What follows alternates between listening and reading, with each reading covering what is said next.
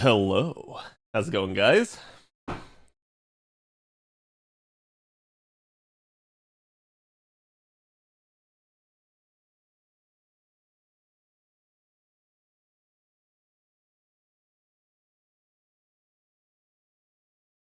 I just got the tweet out, so do me that favor and go give it some love.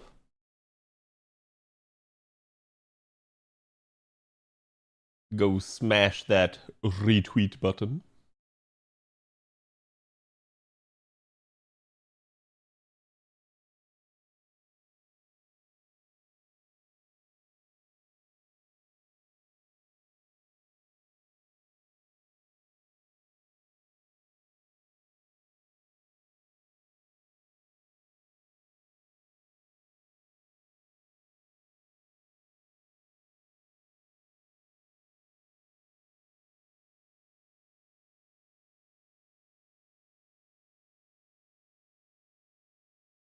And let me grab for you guys today's sauce.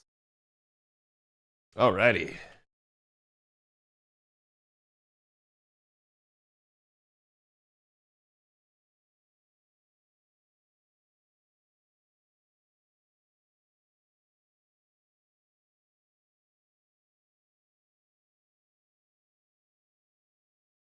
Artist, did you ever get your account back?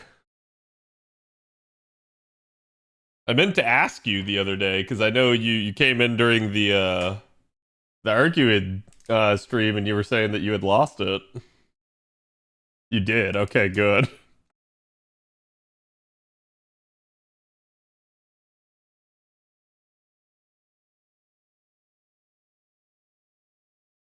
Did the coin roadblock? Wait, is that a good thing? I feel like that's a bad thing, technically. Thankfully, never lost login streak. Good. Do you think JP is getting a lotto before Annie? It's possible, but I doubt it. I think it's gonna end up being probably in September at this point. Okie dokie dookie. We are good to go.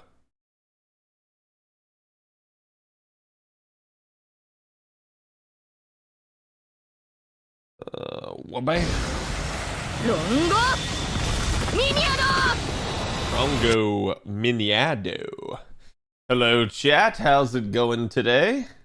Here is today's artwork. Do me a favor, go give the artist some love. Again, like I said, I did get the tweet out as well. Do you think JP... Oh, sorry, I already saw that. Had Uma Musume gotchi pulling stream win? I don't know. I'll never want to say like never on any of these like gotcha games, but I also just don't really care much, and you guys kind of know that by now. I am an FGO guy. Doesn't mean that I might not occasionally on a whim check something out, but just don't expect me to ever stick with anything. So, of Kasumu came home. Nice, congratulations. Today we are going to be going over Summer Erice. Otherwise, not too much else going on. We did get a Chaldea break room for Arcuid, so I may read that one with you guys and give you guys my 2 cents. But otherwise, it's pretty much a dead day. Nothing too much going on. I have been doing some grinding on the side. The Castoria is all the way up to 105 now. So we are getting there. I do not have enough grails to actually finish my Castoria. She should be able to get to 116 though, so that will be the objective, which again, my JP1's stuck at 112, so by the time we get past 112, even my NA1 will actually just straight up be stronger. So it be what it be. Nasu part of the break room was cool. I got to hear a little bit of Trubs talking about it, but I didn't want to spoil myself too much. So I definitely tuned out a little bit there. Got Arcued in 4 total multis. Congratulations. Wait, Castoria? But why? But why not? She's a saber face and one of the Artorias, so you're getting a Castoria 120. Um, to be fair, in all seriousness, gameplay wise, there's actually at least like a decent argument for it. It's just giving her an even greater health pool to work with, so she is not going to get beat to death nearly as easily. She still will get beat to death should these circumstances, end up that way. But I would do my best to prevent something like that. And already, just with that, her at 100, I've had many a time where she lived by the skin of her teeth. So.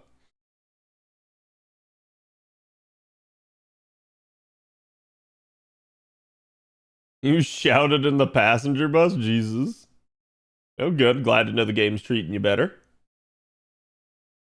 Want to know what you think about the whole recruitment campaign with Singleton at Anime Expo? Actually, this will be the third time I've addressed it, but I think it's an interesting thing. I think it's at face value a good thing, but I think maybe behind the scenes there, it's certainly a sign of potential issues, given the fact that they have to actually reach out to the NA crowd in order to recruit. Um, but yeah, I mean, I'll still give them the credit where credit's due for actually doing it. So hopefully they found somebody. It's probably going to be someone that's bilingual in that regard. But if they did actually find someone, then good on them. Because I think the game just needs more bodies to actually help run it. Yeah, just wants more FP. Yes. How did you know? They need them coders, right? I bet she can 3-turn assassin nodes then. Well, I mean, if you got the right cards, maybe, but I don't know about that. Looking at some future banners, and I completely forgot Johanna existed. Haven't heard a thing about her besides when she dropped. She's actually kind of nice for like certain challenge fights. She's a very party-oriented unit. She's certainly not the most robust offensively, nor the best defensively. She's just a decent blend of both. So she can be a nice pickup in that regard, but she's definitely not someone you got to get. But I do like having her at least. Now, chat, this has kind of been my issue here lately. I don't know why, but my JP is just not finding people that actually have, again, drop like actual shop drop CEs equipped. I suspect it's because a lot of people didn't roll. Those that did roll maybe didn't roll enough to get MLBs, and those who did still aren't putting them on their Koyan Skya. I don't know why, but it be what it be. Them Takos, yes. She's like an arts crit support. I agree. She's too close to Draco for me. I gotta be disciplined and save for NP5. That's fine. Like I said, I am not going to like sit there and tell you guys that she's even close to a gotta have or anything like that. I think there's no such thing as that in FGO, and the closest ones are the true like meta supports. So to me, she's a nice pickup. She has some tangential usefulness, but don't expect her to be like the most insanely OP meta defining character out there. She's just going to be somebody that you'll occasionally like. You might be able to use her for farming, you might be able to use her for challenge content, but it's totally on you whether or not you wish to. I just started using Summer Musashi from my GSSR, and I didn't realize how good of a looper she was. It's really funny. A lot of people said that when Summer Musashi first came out that she was a bad looper. The reality was she wasn't too bad. You could loop with her pre-Castoria, but she definitely struggled pre-Castoria. But when Castoria ended up coming out, oh man, all bets were off. That totally changed things around for her, and she actually ended up in a much better place because of that. It just allowed her to really sort of flourish. And yeah, now in the Castoria era, there's really not that big of a deal with Musashi in terms of what she can handle. You'll hear a lot of people talk about the fact that she doesn't have charge. That is certainly a concern, but unless the node has like single enemy waves, you really don't care. And that's because again, she can handle even 2 enemy waves as long as your third support is someone like say Oberon or something. So she definitely has quite a bit of loopability at this point in time. And it's also why, like I've said and did say during the Ibuki review there, that like, hey, look, I think something that everybody should consider is, again, like, what do you already have? Like, I'm not saying that for the people that want to roll a Buki. I'm saying that for the people that are on the fence about rolling a Buki. If you're someone that's on the fence, look at what you already have. If you already have a very robust Berserker, you don't need a Buki. And that is the very much truth of the matter. Um, it's not me telling you not to roll. It's me telling you you don't need it, so the pressure is off you if you are again struggling with that choice. And I think that's all I was really trying to do. I was not trying to be negative towards Ibuki or anything like that. Just trying to free people up a little bit that maybe were concerned about that sort of thing. All right, chat, just give me 1 second here so I don't screw this up. Not sure what to prioritize right now. I need materials, but I also need QP recommendations. I mean, this is maybe not the best time to farm for mats. Like, you have all the half-cost, like, Chaldea gate stuff, so half-cost embers, half-cost training grounds, and half-cost ember gathering. So that's kind of where I would focus for the time being. I'm ready to see all those people only rolling for Erice. I mean, if you're only rolling for Arys, I'm also maybe a little bit manga-s about that for different reasons, so we'll see. Arys is stated to be underage, so... I'm struggling between Doan and Ibuki. I don't need either, but I want both. Get both. And at that point, like, just roll for whichever one you want more, right? The other one will have another banner, and you just have to wait for it and determine whether or not you desire it as much. I will say Doan is very much to me a whale tool. He's really good if you get him set up in a lot of regards, but usually in a double Doan setup, if you're trying to have the Domans themselves kind of handle the NPs, you can do that, but you probably need like an NP5 Doan, which you don't have to have. You can certainly take a support one, but I do think that's where some of the concerns maybe come in about like, hey, you know, what happens if you need a little bit more robust one on your end? Like maybe you find an NP5 on support, but maybe you still need like an NP2 or something in order to be able to actually handle the middle wave. So that could be a thing, and it just really depends. It depends on what the node structure is. It depends on how much damage you can pump into the comp at that current point in time, which can be a factor of whatever event you're in or, you know, how free up your CEs are. So in that regard, yeah, like, I'm not going to say you have to be a whale to use Doan, but Doan is most frequently used by the whales because they usually have very robust Domans. And I don't think that that's that crazy of a concept to actually say.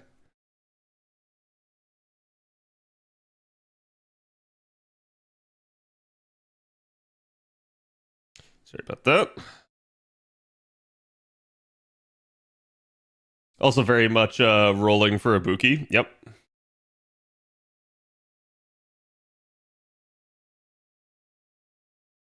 If you're in a pinch, you could use the free pure prisms for mats. That's true. Yeah, that is what pure prisms are really there for, so. Got shooting from Destiny, Bond. Any good team compositions for her? You can actually 3-turn with her nowadays. She does have the 30% charge, so she is in a better state than she used to be. Her damage has never really been a big issue for her. It's mostly been, again, just that ability to actually generate Noble Phantasm. She has a single hit NP. But with 30% charge, you can kind of brute force it. To me, though, she probably works better as a setup man at this current point in time, which is like popping her into a multi-damage dealer setup and having her kind of charge to full, take out maybe a earlier wave, but then actually pop her like her debuffs and stuff on a wave for somebody else to NP. And that can actually like help you out and kind of set up whoever the other like carry is. So I feel like that's maybe one of the better uses of her nowadays. I don't have an arts farmer, so I'm going to go in for Ibuki. Yeah, I don't like. I've said it before, and I'll say it again. Ibuki is certainly going to set the standard for a little while with regards to arts loopers. She is not like the best, strongest unit in the game. She's just very good and very usable. And at that point in time, the fact that she is a berserker certainly helps her out because it means that she gets she gets to be sort of the Swiss Army knife for a lot of nodes coming up. It doesn't mean, again, that that you have to have her and that she's the only solution. It just means that she can be a solution for a whole bunch of them. So if you have her, you kind of have it easy in that regard. But it definitely depends on the NP levels that you have. It depends on the supports that you have and kind of how much you can pump. I'm leaning towards Ibuki, especially with how well she goes with Arc. I keep trying to tell people don't overestimate that Arc synergy there. It is a thing. It's just not that big of a deal. I see a lot of people that say like, hey, this is the reason I'm rolling. If you say that you're rolling for that reason, it's a lie. You're just straight up rolling because you wanted Ibuki. And the reason that I say that is because, again, there are plenty of ways that you can run Arc without Ibuki. Ibuki can be used alongside her, sure. But it's not a big deal, and it's almost never like the meta thing to do at any given point in time. So it's why, like, to me, I don't really see a big point in actually like trying to emphasize that point. I surprisingly got my first Zerkalot when rolling in P3 Arc. Sadly, he needs Dragon Fangs, and I already brought them out long ago. Yeah. Single hit Arts and Peak and Loop now, though. Looks at OG Umu. Yeah, I'm aware. Like, you can, provided you can get at least 10% refund. If you're a single hit Arts and P and you don't have any charge, and your refund ends up being something like 6%, congratulations, you still can't 3-turn. Like, you have to be able to get at least 10% in order to be able to. And that becomes an issue. And that 10% requirement is assuming a single Castoria, not double. And the reason why is because for the 10% to be true, you need to use double Oberon. So at that point, you can only spare a single Castoria, which means you're kind of doing it all with one set of Castoria buffs, not two. And I'm not going to say that that's like a huge problem for most units. Most units, even with a single hit MP, can usually break that bar at least. But like, yeah, there's definitely some units that'll struggle. How's it going for you today, CZ? People say you don't need Koyan nowadays, but every Buster setup I see farming anything keeps using her. Yeah. So when we say that you don't need her, I think... Let me be clear here on this, because I feel like terminology matters a lot to people and it gives different connotations. So I'm just going to break this down for you a little bit real quick here. I think in a lot of people's ideas, you have this concept of a must-have, and then you'll see people say need.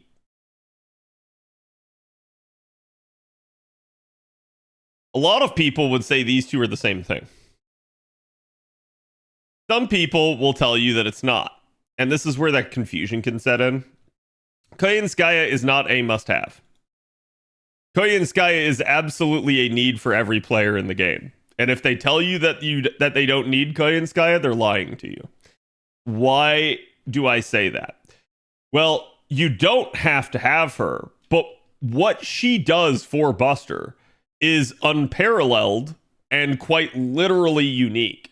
So in that regard, there are certain units that she just flat out is the best for. She is one of the easiest supports to use with regards to Buster, and that is why a lot of people default to her.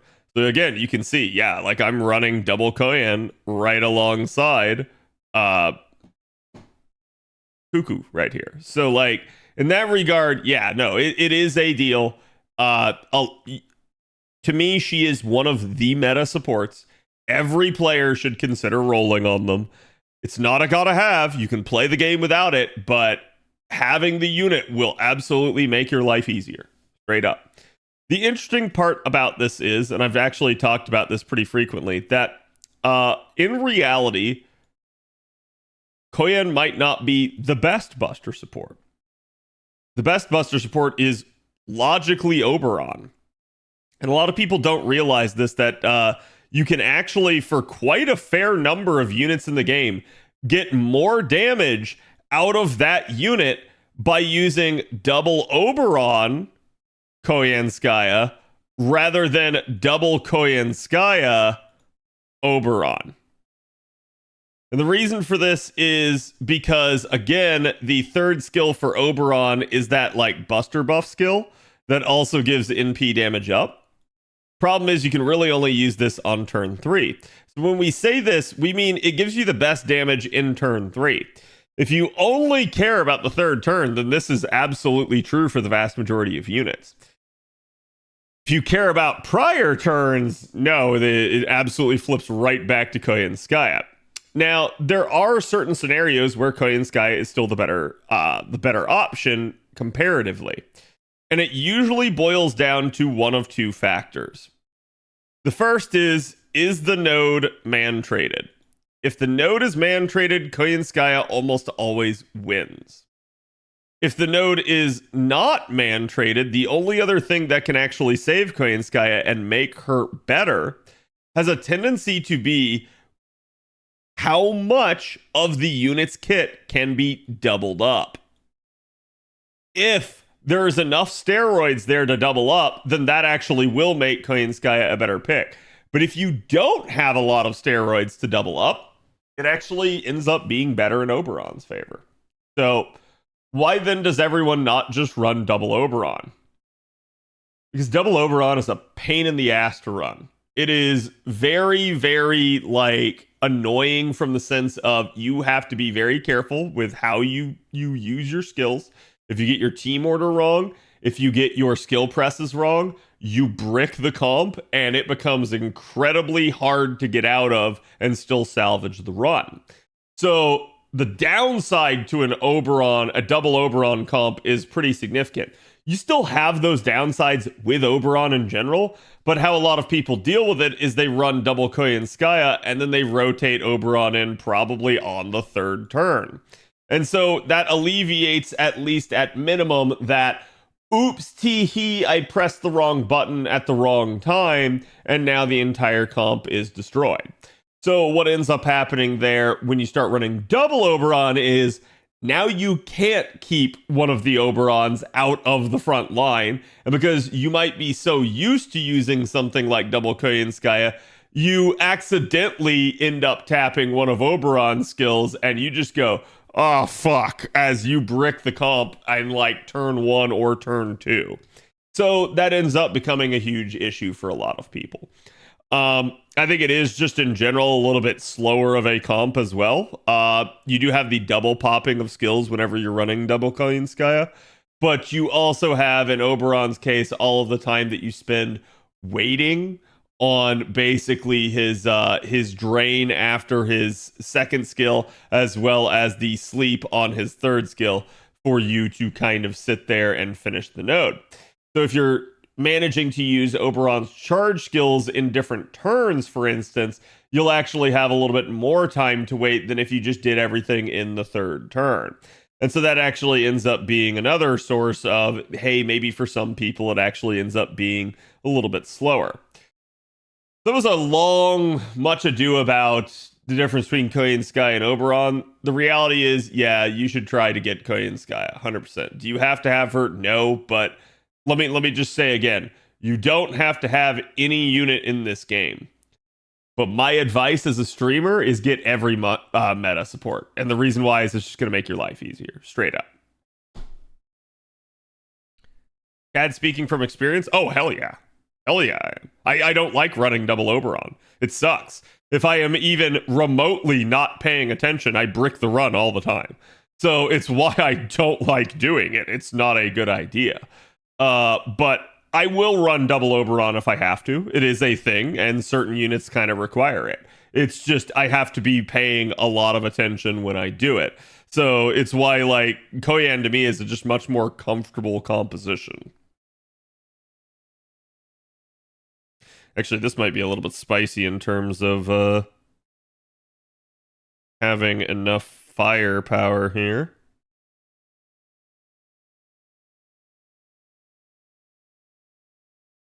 You know what? I believe she can kill, especially with the Brave Chain. Do you have any recommendations as to what to prioritize in the rare prism shop? Usually what I tell people is your first purchases need to be your Mystic codes, particularly two of them. After those first two, I don't think it's as big of a deal, but I highly recommend purchasing Fragment of 2004 and Anniversary Blonde. Those two are amazing. The other Mystic codes that are in the Rare Prism shop, you want to eventually collect them all, but they're not nearly as big of a priority. So after that, I tend to default to, hey, this is probably when you should start trying to unlock some of the Da Vinci craft essences. Things like basically the meta support CEs that give you like extra bond, extra QP. I think the master experience one's not that big of a deal. I think Mystic Code can be very nice because it is getting somewhat harder to level other Mystic Codes depending on the veterancy of your account. But I do think for some people it's, easy still. So I think damage wise about 2 Oberons with Arcuid versus 2 times Koyan. 2 Oberons, let me think about that because I'm trying to remember exactly how that works.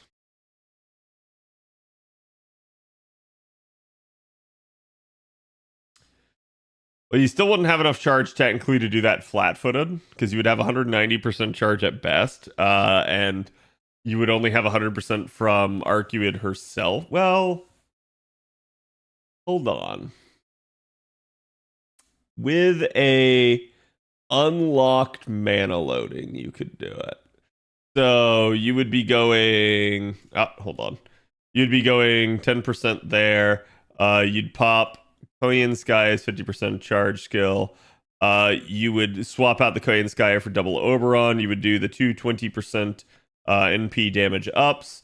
You would then from there basically end up NPing. You would probably just do Arcuid's 100% charge skill in turn 2. And then in turn 3, you have the 2 Oberon 50% charges, and that would be how you would end it with double Oberon Buster Ups. So your wave 3 damage would be a very nice spike. You wouldn't get the double up of Koyanskaya's, the double up from using double Koyanskaya of Arcuid's first skill. That is her attack up and defense down. So, like you would have that, but you wouldn't have it a second time. The damage advantage probably still comes down to whether or not the node is man traded. If the node is man traded, it probably goes a lot better and smoother for someone like Koyanskaya. But if the node is not man traded, it probably straight up is just a W for Oberon, because Oberon just right there out of the outset, he's going to have a little bit less damage in the first 2 waves, but just way more spike in the third wave. So, do I think it's better damage-wise? Yeah, probably. Do I think you need to run it? No, probably not. One of the reasons that I really like using Arcuid is not damage. I like using Arcuid because Arcuid is very quick and easy to use. So she ends up being a super sort of like minimalist type of comp. I was telling you guys before, but the comp that I'm currently running for Arcuid at the moment is a 5-button press comp. And it just works. That's the simplicity of it. So to me, it's less about pumping the damage and more just about like getting through the node as fast as possible, as easy as possible. That's what I like that Arcuid does more than a lot of other units. Recommend Summer Scotty for quick units like Charlie with only 1 Buster card, or is OG Scotty better? Summer Scotty is really nice, and I recommend it not for units like Charlie or Okitan Saber. Both of those units have extremely good refund already. You're coming at it from the card angle. I'm coming at it from the refund angle, because what I really feel like Summer Scotty helps out with the most is actually quick refund. She is marginally better than original Scotty at that, but it does make all the difference for some of those quick units that are right on the edge. For example, Achilles, units like him that just naturally have low refund, we're talking in like the 20 to 30% range, usually end up a little bit better with someone like Summer Scotty and a little bit more usable as a result of that. The kit can factor in if you're trying to crit, but at that point, if you're worried about, overall like crit chance and having enough cards online, you need to actually be mixing and matching OG with Summer Scotty. So in that regard, it is what it is. But yeah, I choose to look at Summer Scotty as more of a like quality of life upgrade from OG Scotty, but OG Scotty still ends up being somewhat useful for that crit angle. Screw it, chat. I'm not full of my friends list. Let's try to get that guy in there. Gameplay wise, would you pick Zerctoria over Ace? They are completely different cups of tea. Like, are you asking me if I can only pick one? I think it'd still definitely come down to what I had on the account. I do believe, the existence of units like Caster Coup make it a little bit easier, but there's also plenty of single target berserkers, so it's totally up to you as to which one to go for. I do like Zerctoria's ability to provide solemn defense to the party still. I do like her double super effective niches. So that is again something to consider there, but it's not like Ace is a bad unit by any means. She straight up is powerful in her own right and can do a lot of really wonky stuff with her third skill as well. So up to you. Are you planning on 3-turn farming 90 plus plus in NA using Buster memes? I will 3-turn a 90 plus plus node in whatever way the game enables me to do so. I will get away with whatever I can get away with, as long as it's consistent. I never restrict myself to like, oh, I'm only gonna use Buster. Oh, I'm only gonna use Arts. Because like I feel like that is how a good chunk of the player base thinks. Whereas I just go, I'm going to use whatever I can get away with. If like this helps me bond a unit that I haven't been able to use very much, I'm going to use that unit.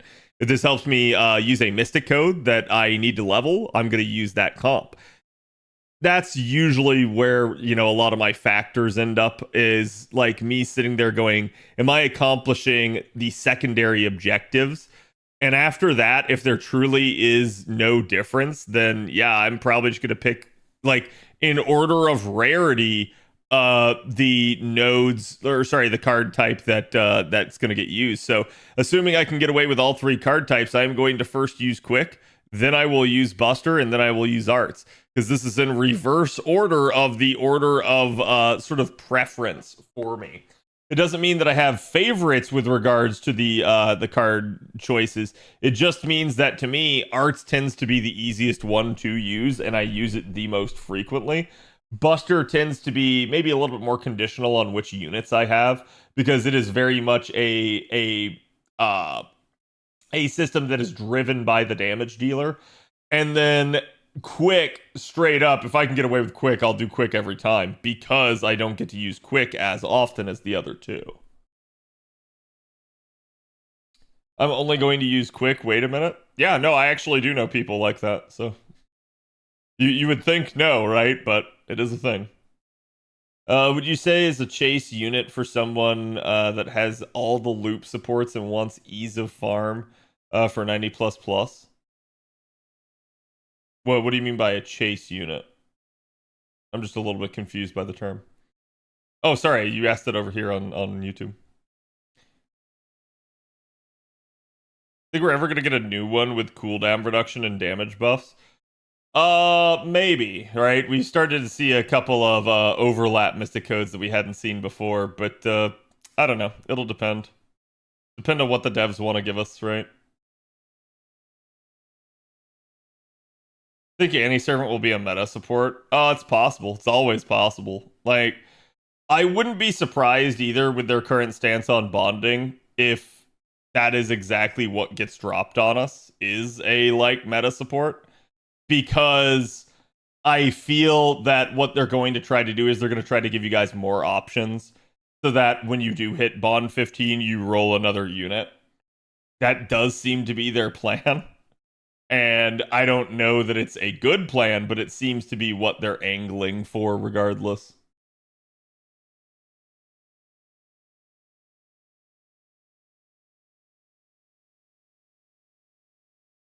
Wavix, thank you for the follow. Yeah, and Elmic, I'm having a hard time understanding what exactly you're asking is all. What do you think the news of them naming a crab after a League of Legends champion? I think that I hadn't heard that, but whatever it is, it's not worse than the Chinese naming a blind eyeless spider after Kezu from Monster Hunter. Why? Why would you bring Kezu into the world? No. If you had to choose between grailing a to 120 or unlocking mana loading, which would you recommend for a damage dealer? Well, are they a waifu or husbando? Let me ask you that question first. AoE nodes are quite easy to farm, but at the moment, high HP or high HP single target nodes are in the mix. I don't know who to use. Um, so then wait, like with regards to your original question, are you asking like who's going to be a really good unit to use for 1/1x types of nodes? Because like it'll, obviously depend on class speciality at that point, but if you're going to take all nodes into consideration, then we're pretty much limiting ourselves to like berserkers and Draco. So yeah, quite literally like Draco and Castoria Berserker that are coming out next year are going to be fantastic. Prior to Draco, then you're pretty much restricted to Berserkers. So at that point, you're looking for powerful Berserkers that you can maybe potentially 3-turn with. So again, someone like Kentucky Berserker is going to be really nice for stuff like that. You can maybe even get away with units like Vlad nowadays, but it just depends.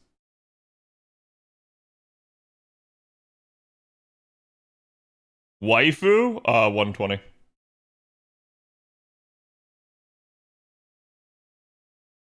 I will say, what chat says is not wrong, right?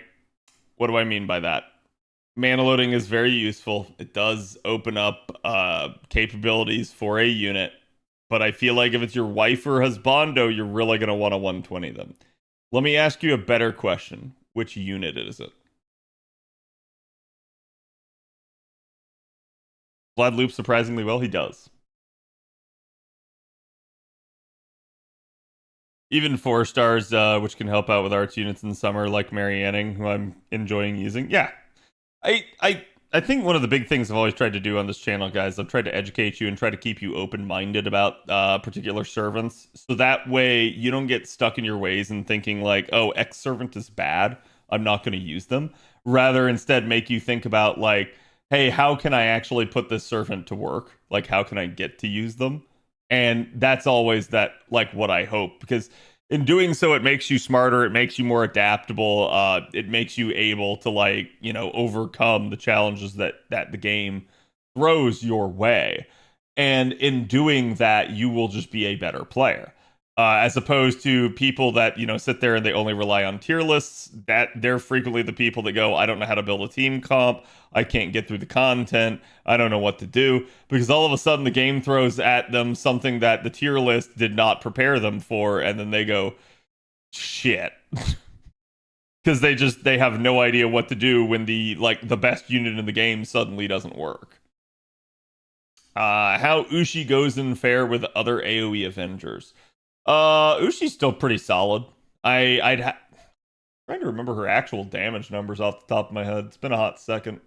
But I feel like she was still rivaling several of the others, particularly in niche. Mine will never change on Jekyll and Hyde until he gets reworked. Yeah, and I've said it before that like I'm someone that straight up will admit to you when I feel like a unit is bad or underperforming. And I feel like he is a bad unit right now. I don't say that about many units in this game. Jekyll and Hyde is a bad unit.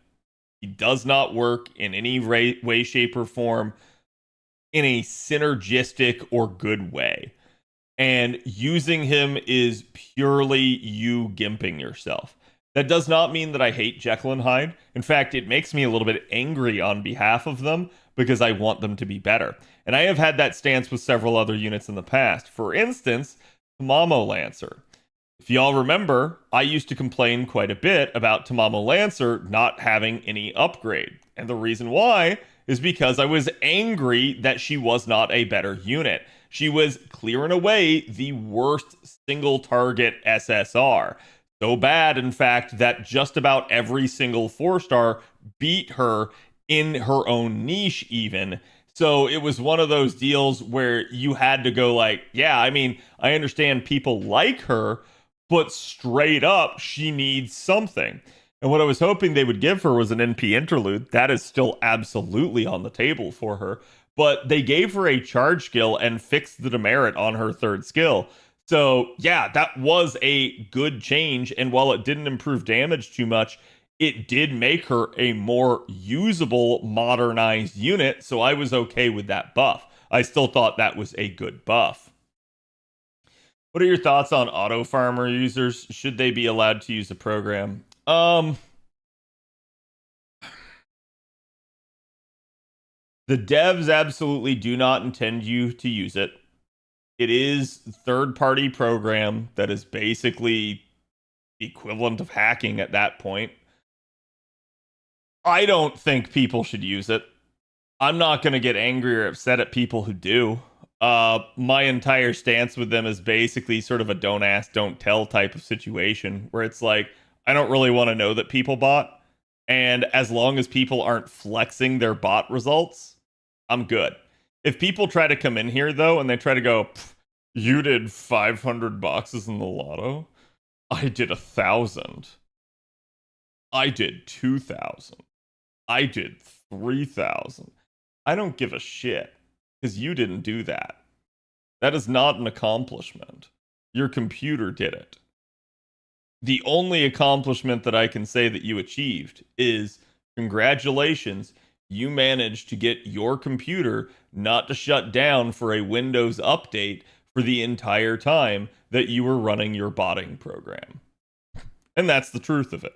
So it's like, I'm not going to do anything to people that do bot. I'm just kind of against it in general. And my entire stance is that people should not be using it to try and flex on other people. And the second I see that sort of crap, I get angry at people. Same, she still needs an MP buff. Yeah, I agree. You're not going to hear any arguments from me on that.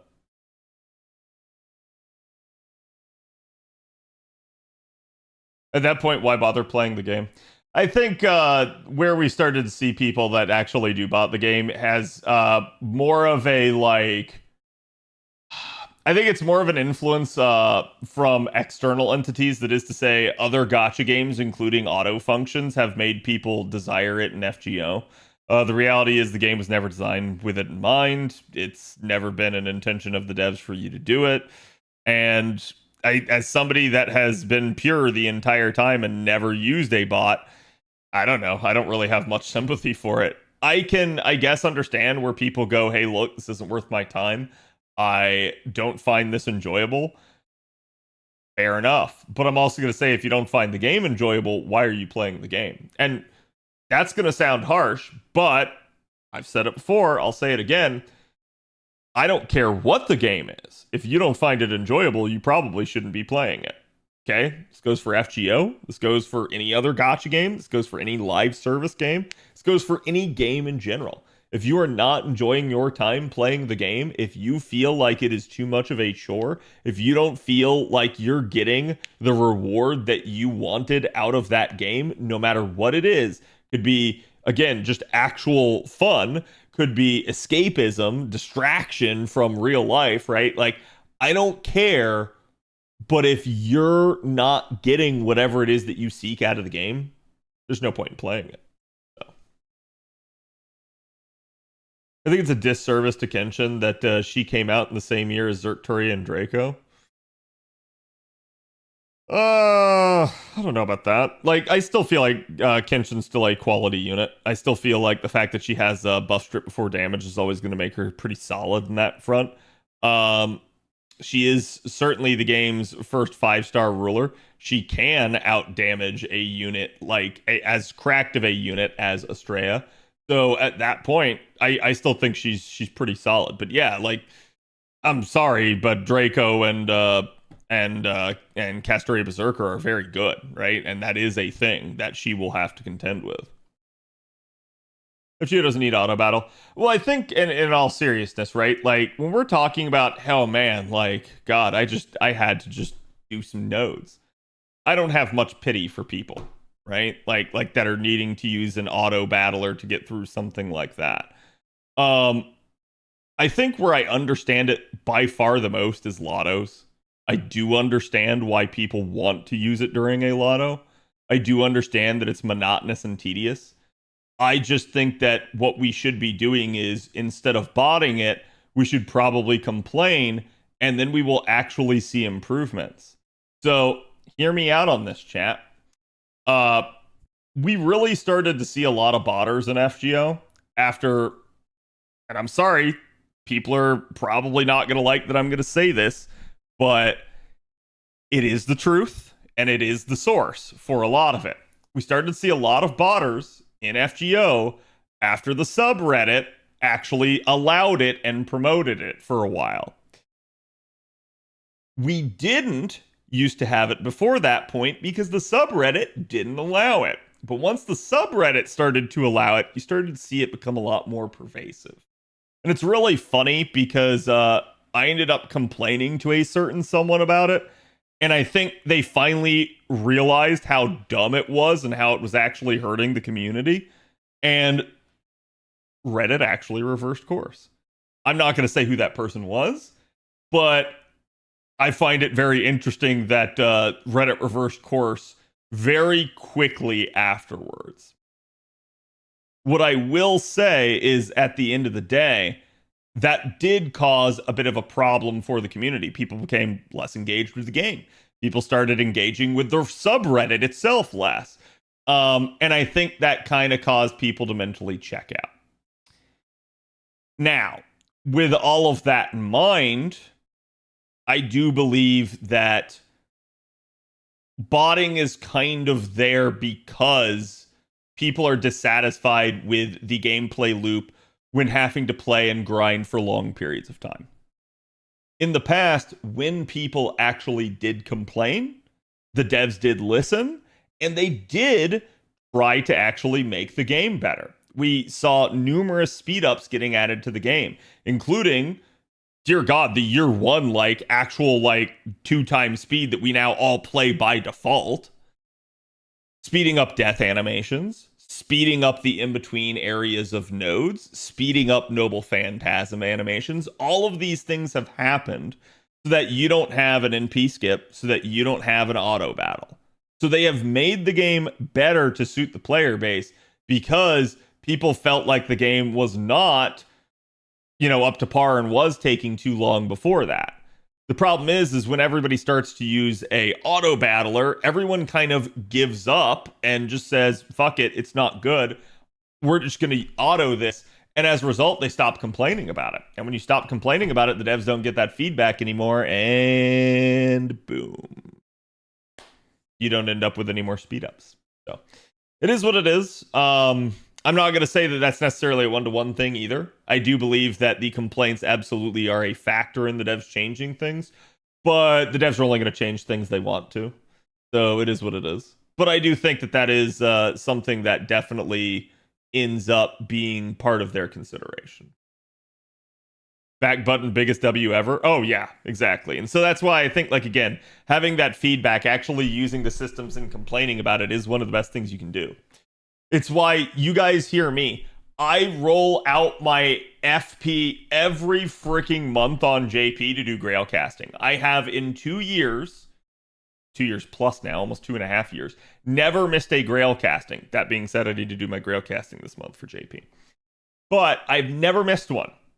This is why I complain about FP rolling so much. A lot of other people don't think it's that big of a deal because they either don't have the FP or they gave up on grail casting long ago. But for those of us still doing it, I'm still complaining in the hopes that maybe that catches on. Maybe the devs realize it. Hey, that's why everyone's not doing it. It sucks. Nobody should have to do this. FP rolling is one of the most unfun things to do in the entirety of this game. especially for a veteran account. If you're a newer player, FP rolling's still pretty fun. If you're a veteran account that's been playing for years, FP rolling just sucks. It's terrible. And you basically don't want to have to do it. So the hope is that they improve that and make it better. So that is like low-key one of my biggest things that I'm hoping for. They give up on grail casting because FP rolling is trash. Yeah, exactly. And that's, I understand, right? Let me NP skip. Yeah, I mean, to be fair, the devs have said that they will never give you NP skip, but that's why they sped up every other aspect of the battle, right?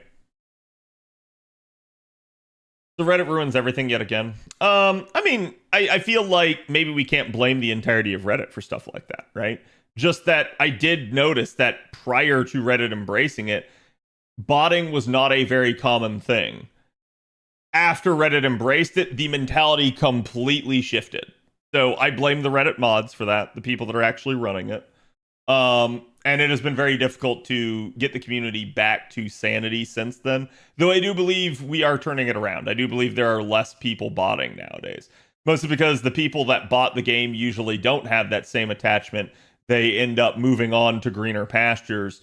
And I think we can see that with games like Genshin and Star Rail at this point, where like, yeah, I think there's a lot of FGO players, ex-FGO players over in those games. Mega, thank you for the 61. Appreciate it. Sorry, I'm just backtracking here because I kind of ranted for a little bit there.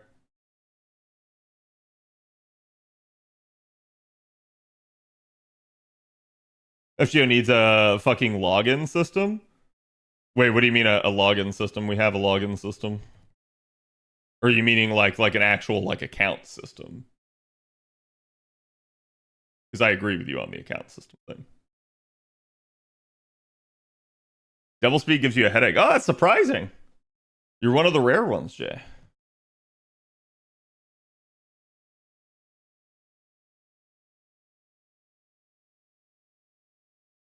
I want a PC client for FGO. I do too. I actually do.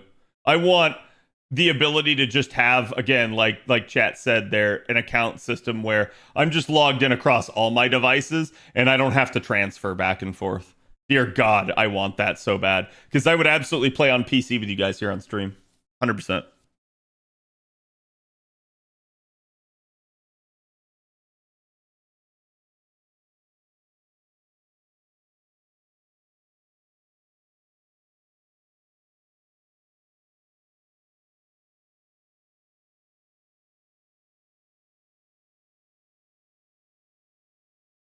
The fact that it exists is amazing. Oh yeah, don't get me wrong. I'm not trying to denigrate lottos.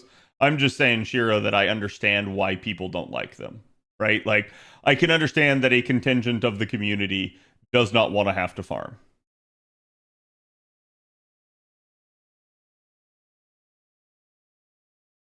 Hello, Barry.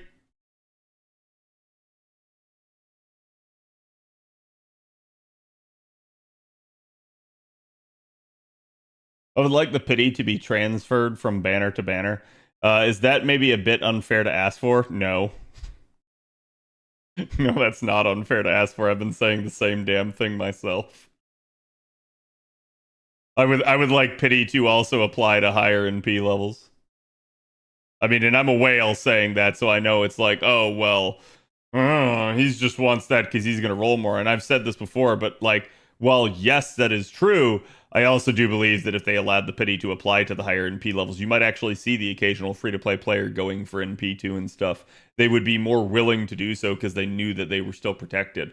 Whereas with the current design of things, yeah, no, everyone's incentivized to just roll the singular copy because they're pity protected.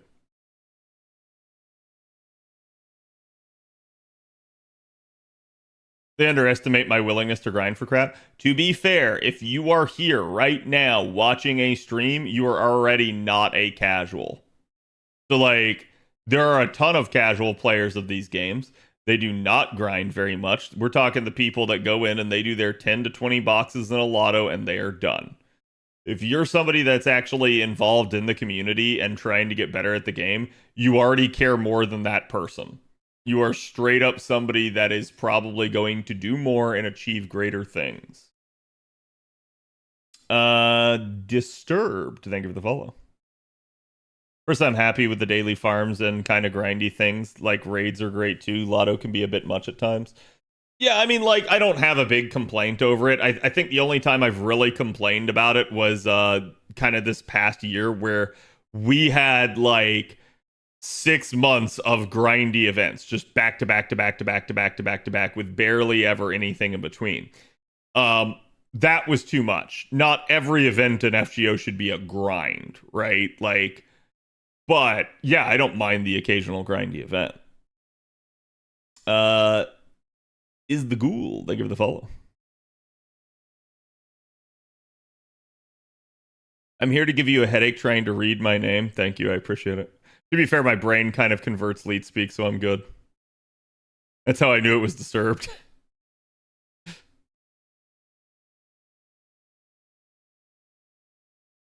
Are you aiming for 50 plus? That's not casual. Right, exactly. I say 1 million for 30 coins.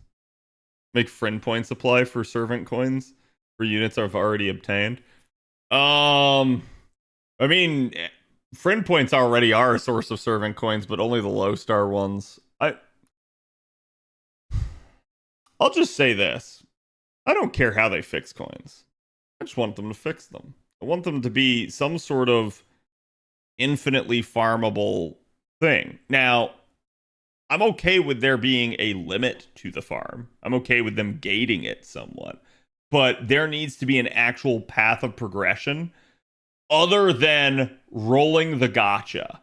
And I have said that of the path of progression ideas, the one that I like the least and think is the worst idea out of all of them is just anything to do with bonding. So that is to say, us getting more coins from bonding, or us getting, oh, hey, here's bond 20. So now you can get more coins that way. I think all of those solutions are bad because they still just take a crap ton of time. And it requires you to yet again continue to use the unit. The only way that I would be okay, I think, with a bonding based solution is if we did get something like the bond overflow, where, okay, while yes, it is going to take you a long time, at least if you do it, you can still continue to use the unit. Rather than like, oh man, I finally got enough coins to 120 my unit. Now that they're bond 20, and now every time I use my unit, I'm just, having this sort of sunk cost for bond. So that's what I don't want to see. I want to see, again, sort of a freeing up of coins and not having them be nearly as restrictive. I'm okay with it taking time, but it needs to be better. Who and how many 120 will you do? Artoria.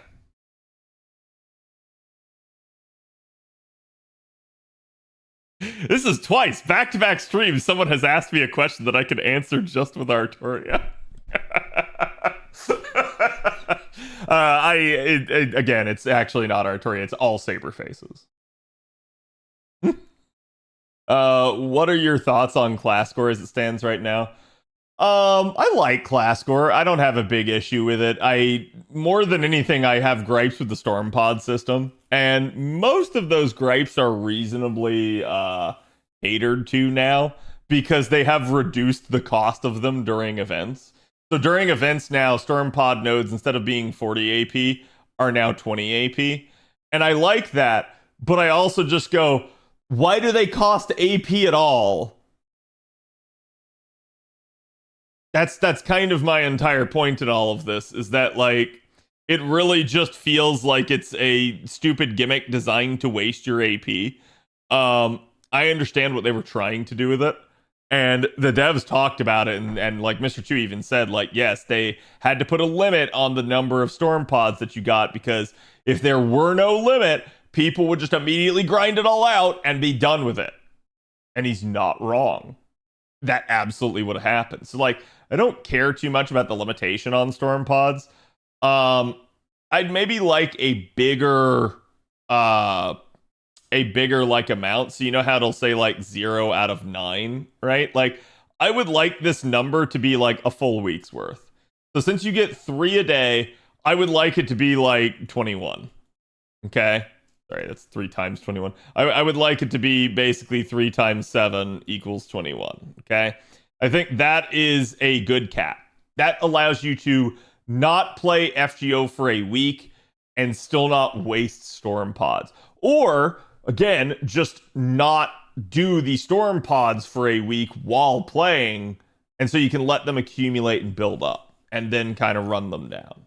So I do believe giving a little bit more leniency on that front would be nice. But the reason it's kept low is for player retention. So I also understand that that is what the devs are going for with that.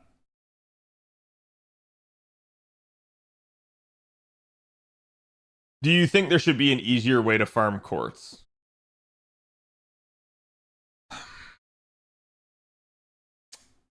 I'm sure players would like that. Do I think there should be? I think the game is actually pretty fair with how much it gives out. I like chat. I have seen people still to this day complain that you can't hit pity as a free to play, which is just a total fucking lie.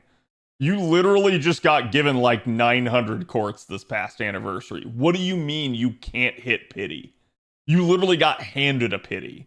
So like, yeah, I don't know, right? Like the game absolutely does give you quite a bit. It just requires you to play it.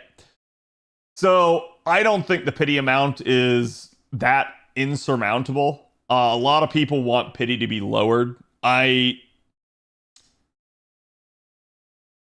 usually try not to focus on that because I believe that the pity amount is set where it's at. Oh, I didn't do that right. I believe the pity amount is set where it's at due to the dev zone calculations. So I feel like if we try to reduce the pity amount significantly, the problem will be is, okay, we reduced the pity amount. Congratulations, you now no longer get quartz from these several sources.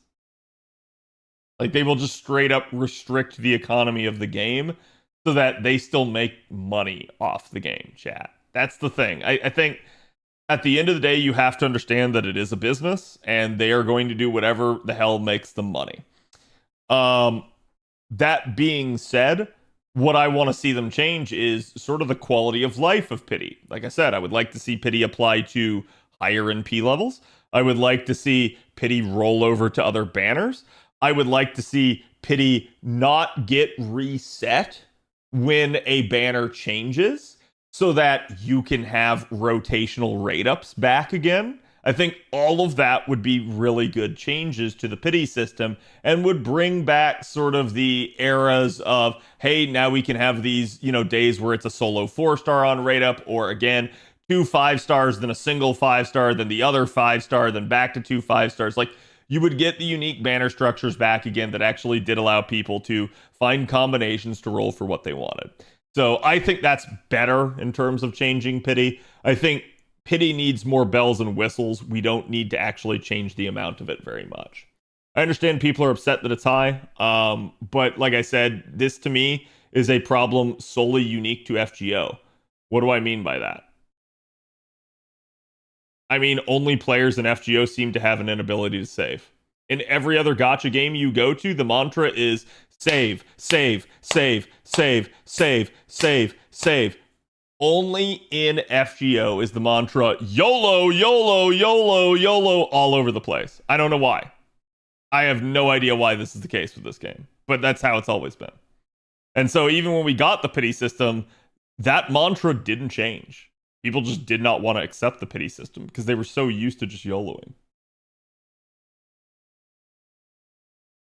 It's high, but at least it's 100%. Yeah, that's true. The characters are just that appealing.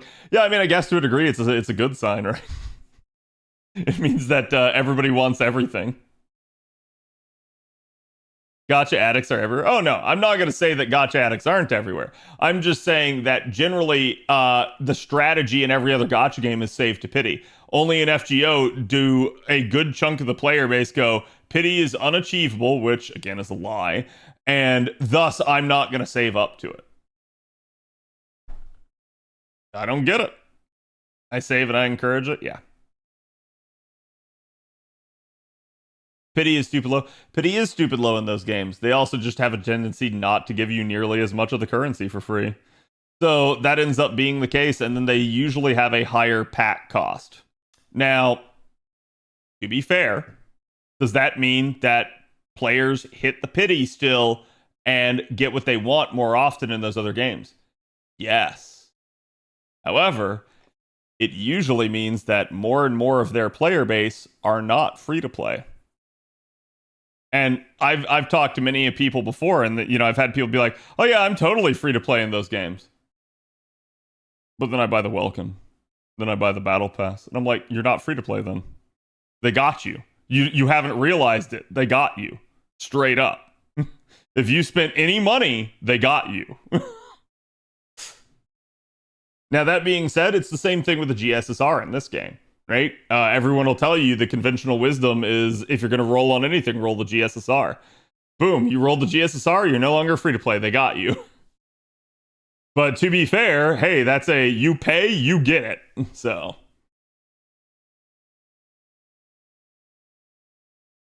Mini servants here are very much viable to play at MP1. Yeah, and I think, chat, in all seriousness, if 90++ content were not a thing, you would never hear me recommend NP2. You would never hear it.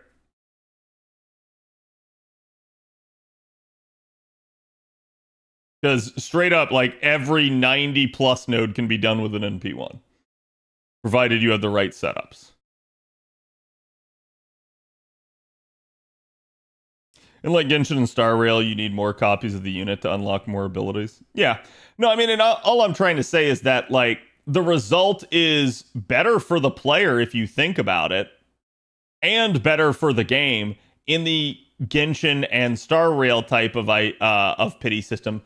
It's just basically it's baiting the player into spending more, but the player has to spend less overall probably than if they were to get, say, shafted in FGO, right? That's sort of the difference right there. Is like, man, you just can't get the unit for whatever reason because the gacha is brutally fair in FGO, and as a result, the rates are what exactly they are stated to be, and you just keep not getting the unit. It happens. So, yeah, you getting shafted in FGO sucks. You almost never get shafted in Genshin, right? But you almost always have to go to pity in Genshin. Whereas in FGO, fuck it. Sometimes I YOLO solo. I literally get that thing off of a frickin' ticket. And then I don't have to keep rolling. And that is really nice. That is absolutely fantastic. And while it can happen in those other games, it is far rarer to happen. Do you think FGO could have a Welkin kind of thing? Could it? Sure. Do I want it to? Probably not, because I would have to get it. The smart money, if you're going to spend money, is to buy into the systems, right?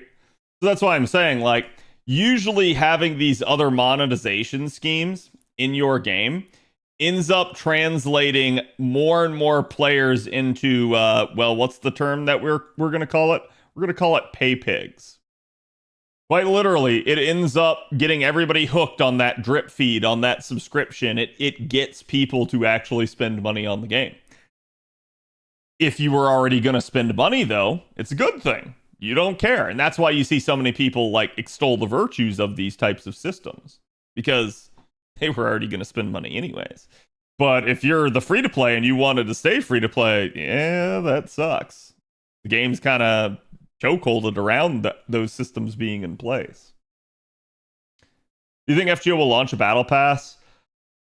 No, probably not. Maybe one day I'll eat my words on that, but no, I don't think they will. Bigger thing people don't realize is that most of the time, you need the unit and a weapon. That's true too. I mean, I will say I feel like, at least from the time that I spent playing Genshin, and I have no idea if this is still the case now, right? But the time that I spent playing Genshin, you could very much do most of the content with like a 3 or a 4-star weapon. And it was just a case of once you had a couple weapons, you could kind of keep changing them around on people. It wasn't the perfectly optimized, amazing weapon, but the content in that game didn't really need it. I have no idea about Star Rail in that regard because I didn't play it long enough to get to such a point.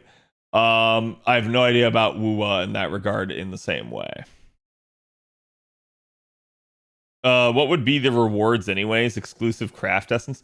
Yeah, I mean, FGO would have a very difficult time at this point in the game actually doing something like that because so much of the game has not been locked behind a battle pass that yeah, I'm gonna be real with y'all, chat. That would be like a pleb tax. That would be a tax for the newest players.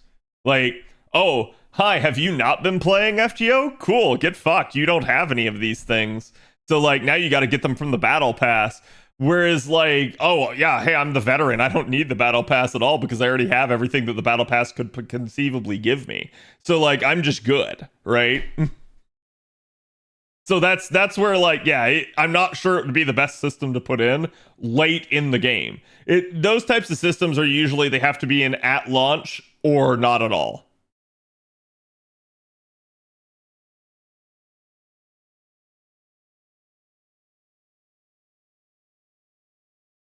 Battle pass equal destiny summon.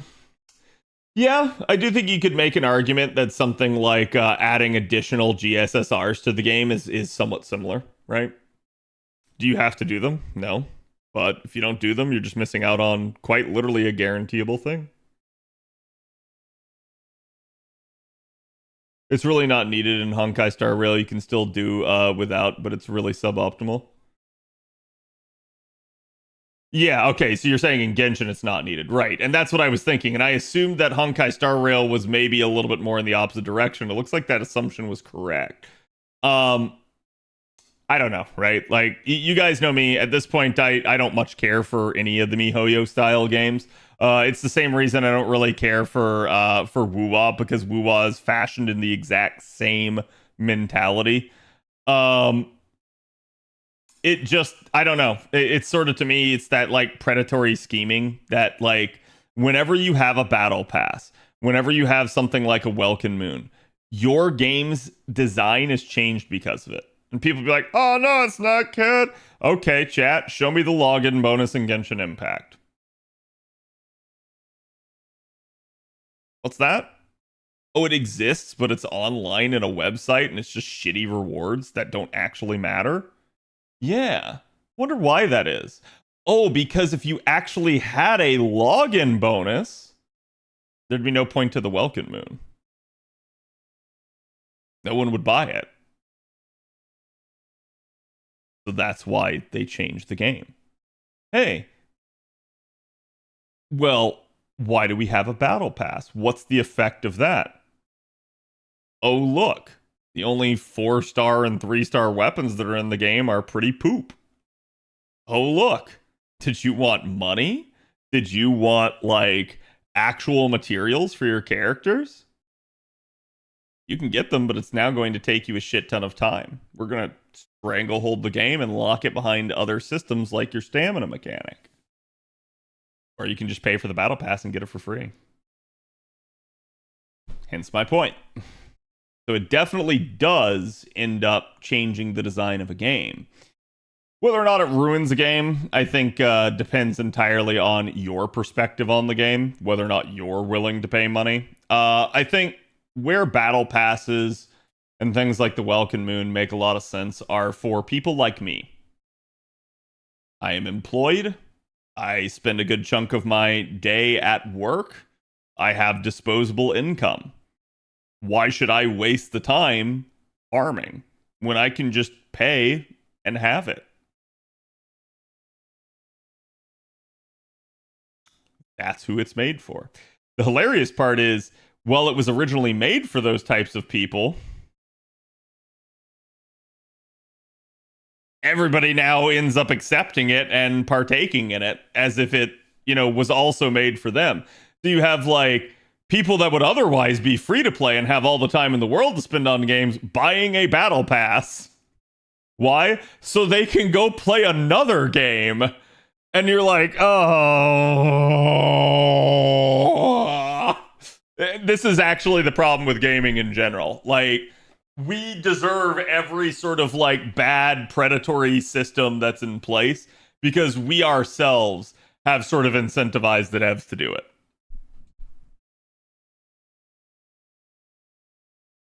Have a kid and watch what happens to disposable income? Oh, I'm sure. I am absolutely sure, right? I hate Welkin. It's literally the login reward system, but behind a paywall. Yeah.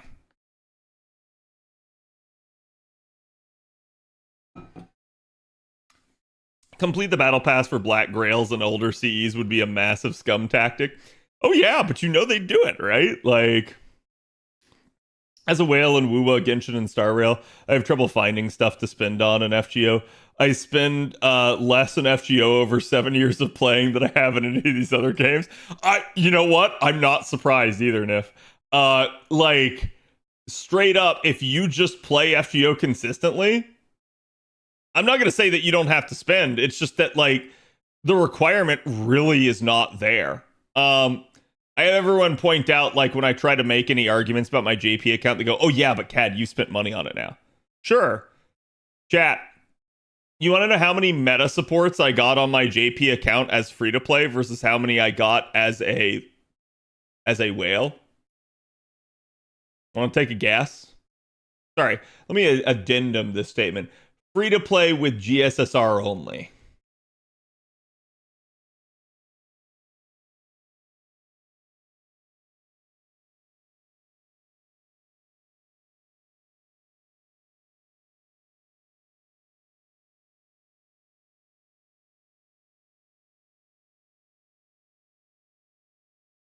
Anyone know who it is?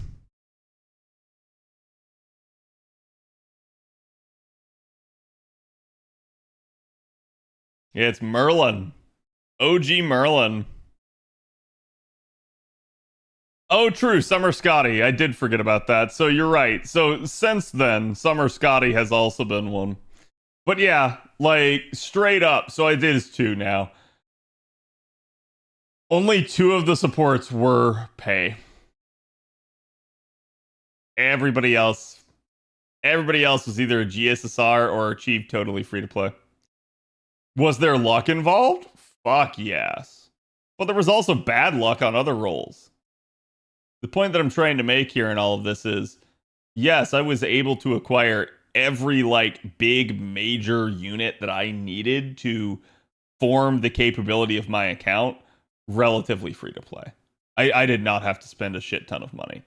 I think where people get caught in is people try to get every unit in FGO, or people try again to just roll to absurd NP levels.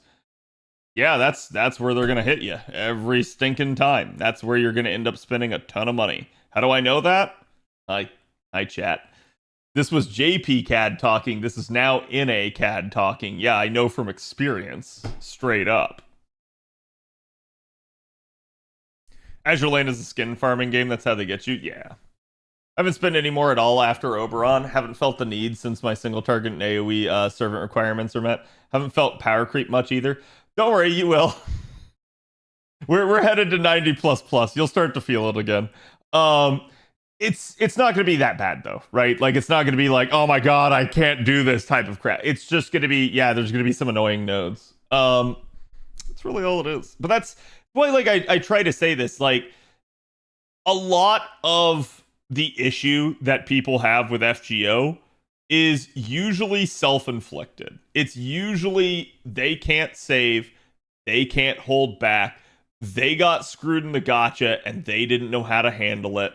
They did not think about these things, and it's what ultimately formed their opinions on it.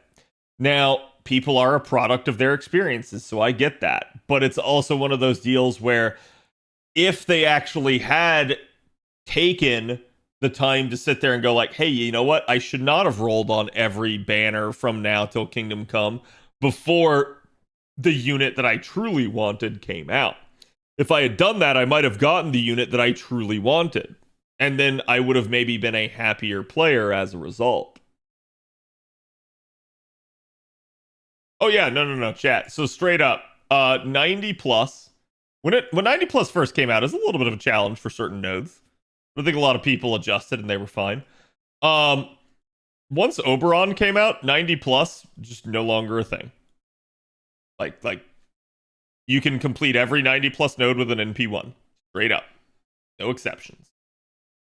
So 90 plus plus, that gets a little bit more difficult. It definitely depends on the actual like node at play.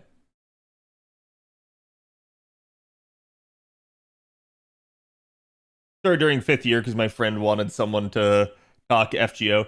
I started an account, first got Castoria. You're already lucky. Because that was the banner that was up, and then got Romulus on the GSSR. I decided I was going to play it my way. I didn't even get more serious about FGO till I was in LB2. Yeah. Yeah. And I feel like you don't need every character on every banner in Gacha. That's what messes up a lot of people. 100%. But chat, people can't handle it. They can't handle the ego of like, I don't have every character. Oh my god, this is bullshit. Like, chat, I'm a whale. I don't have every character in NA. There are like, now I mean, again, I just got like 3 more, so there's probably somewhere in the order of like 14 different characters I don't have on my NA account. But I still have the vast majority of them.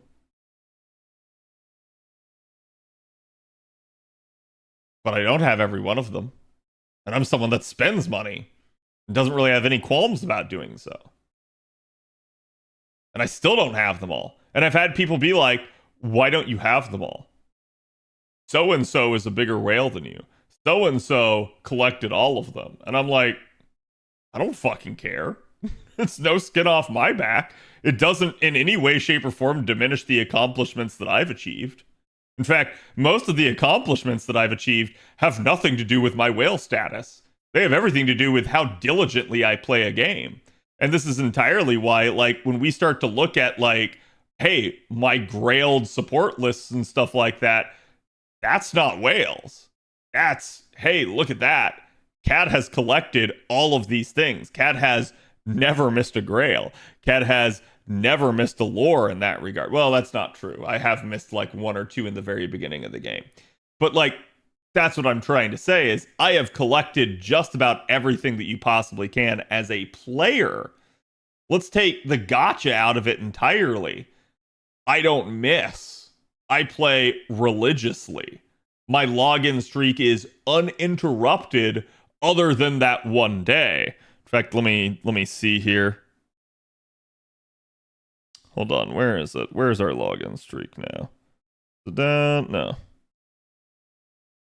Yeah, there it is. Okay. So, straight up, chat. Boom.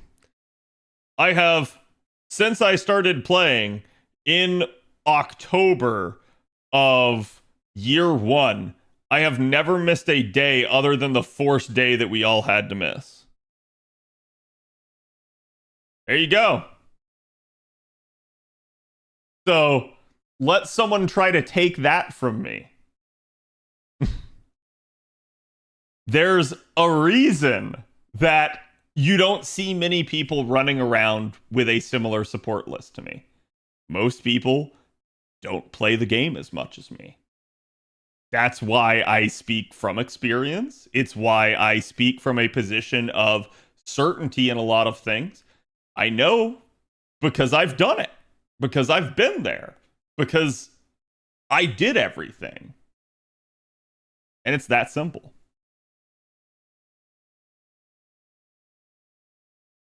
Do you not have every unit because there are those you don't want? Yeah, it's quite literally the units I don't have, I don't want. 48-hour maintenance W. Yeah, exactly. Can't fear FOMO if you have clairvoyance. Yep.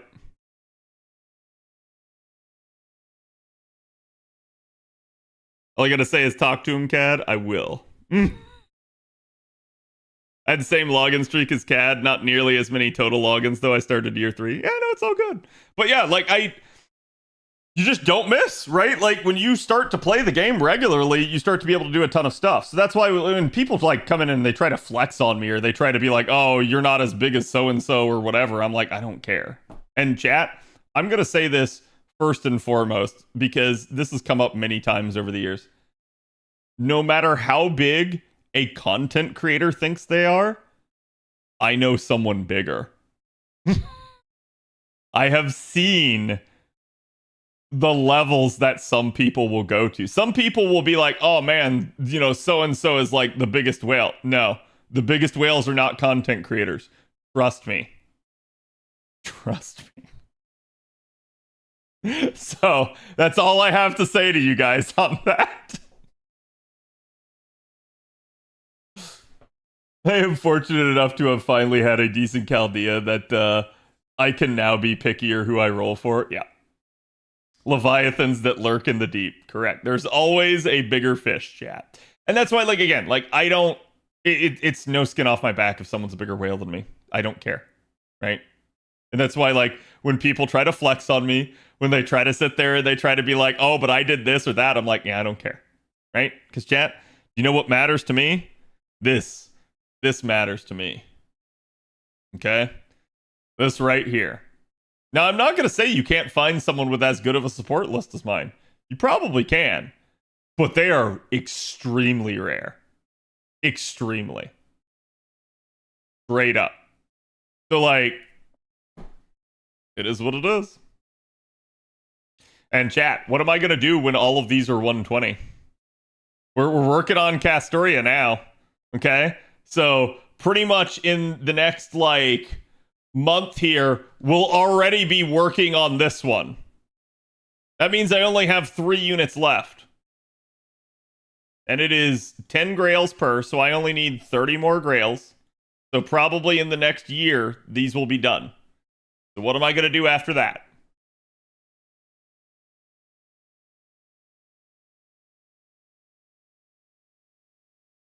I'm going to do it again. I'm going to do it again. So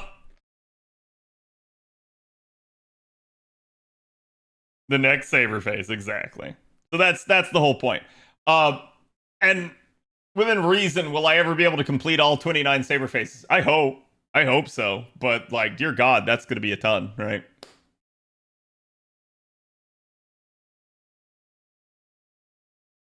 The Proto Merlin whale has apparently 1 Proto Merlin per level, which is absolutely insane. Is it a 120? Do they have 120 Proto Merlins? Saber Lily 120? Probably eventually, yeah. Wait till they raise the level cap by another 20. If they actually just straight up raise the level cap, I assume your grails will be still additive. Like you'll just be leveling still in retrospect. And if you look up NP100 reigns on the internet, it's unbelievable. Yeah, but it is a thing, right? Like, so, but that's why I try to say that. Like, you're gonna have people that are always gonna try to flex on you. Like, some people in chat right now are probably looking at what I've done and they're like, oh my God, what the fuck? This guy's insane. Don't be. Like, I appreciate the like, you know, respect in that regard, but like, I don't sit here and do all of this to like T-pose on you guys and make you guys feel bad about your own accomplishments. Just be proud of what you've done. I think that's the important thing in all of this.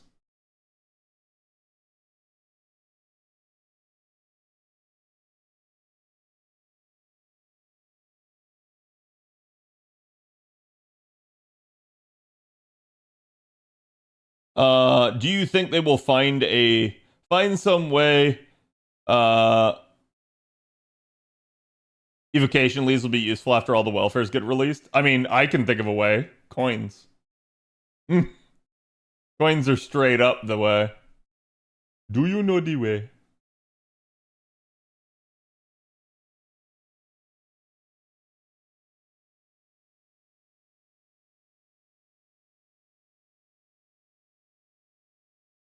Don't remember, do you have Top Gun Mellison on your JP? Yeah.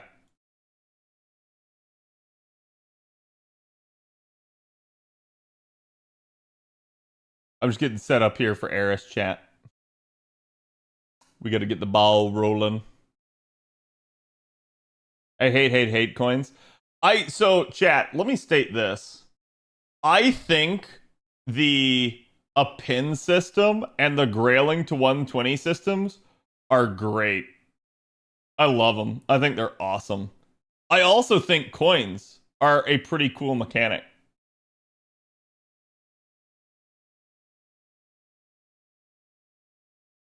They're just poorly implemented. And because they are poorly implemented, it makes you hate the other mechanics.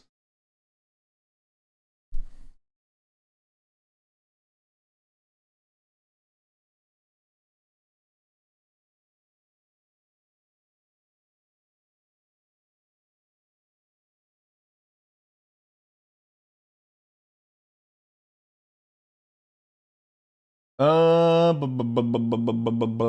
Rain's good challenge support? Yes. Yes, she is. Castoria break room with Archetype Earth. Yeah, we'll read that after the Erice one if you guys can remind me. Can you 120 on NP2? Is it possible? Yes. Just for reference chat, you get 90 coins per copy of an SSR. And bonding wise, there is a total of 180 coins up for grabs. You need 300 coins to 120 someone. So, quite literally, if you had 2 copies, boom, there you go. You're going to have 180 right there from that, 180 from potential bond. You're at 360. You won't be able to have a append, but you will be able to have a 120.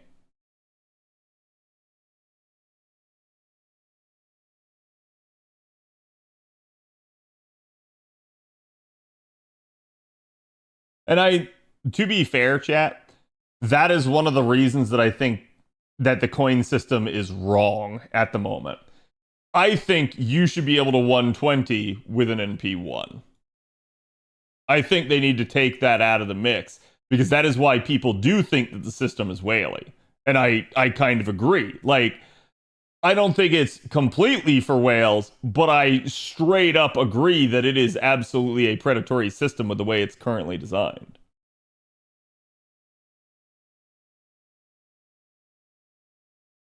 Okay. Yeah. So wait.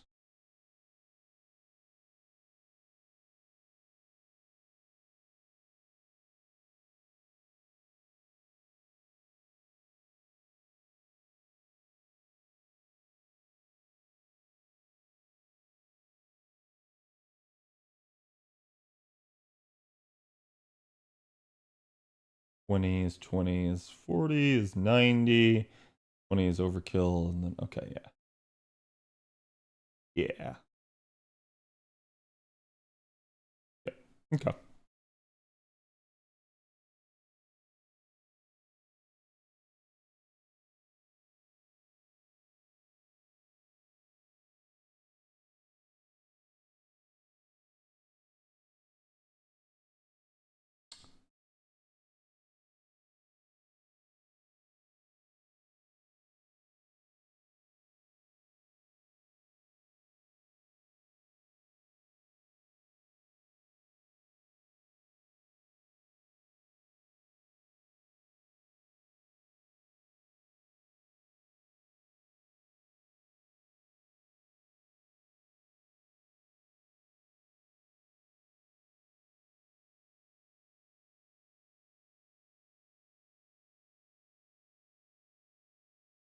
I wonder if they'll ever make an easier way to get NP copies of a unit. I mean, that'd be great, but I'm gonna tell you no. I'm gonna tell you no, they will not. They will not make it easier because that directly translates into money for them. And again, chat, this isn't like a Genshin or Star Rail or anything like that. We don't have constellations. Usually the only impact of getting a additional copy of a unit is just purely damage. That's it. It does not change the form or the function of the unit. Basically just the amount of nodes they can do, which is really funny because a good chunk of the player base seems to be under the misconception that NP levels are required to be able to loop, when the reality is NP levels are only ever required to be able to deal more damage to overtake better nodes, not the base effects of looping. You can usually, no matter what, still loop with a unit in NP1.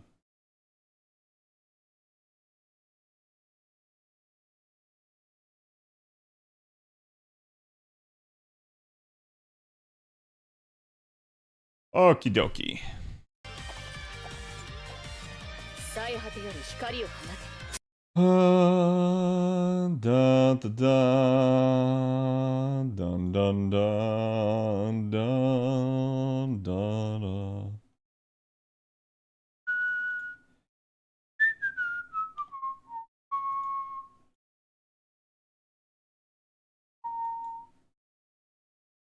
I'm surprised we don't have a stream announcement yet for this.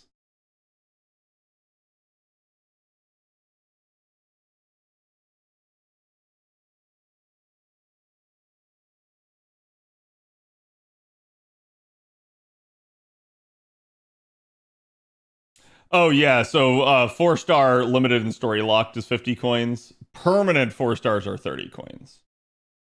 Which at least the good part is a permanent 4-star can keep showing up. But yeah, it's definitely, like I said, a lot of people have a lot of gripes with it. Has Ken done the review already? No, we're about to start. I'm a little bit behind right now.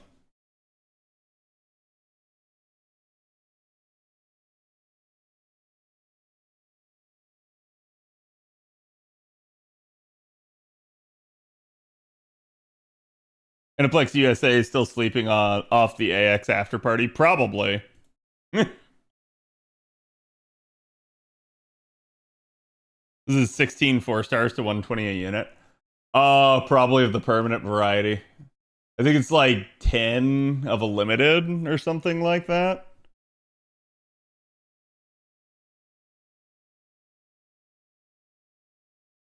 No, I think it's 12 because the well, hold on. The total amount of coins you would need to perfect a unit is 660. 300 of those are from 120ing.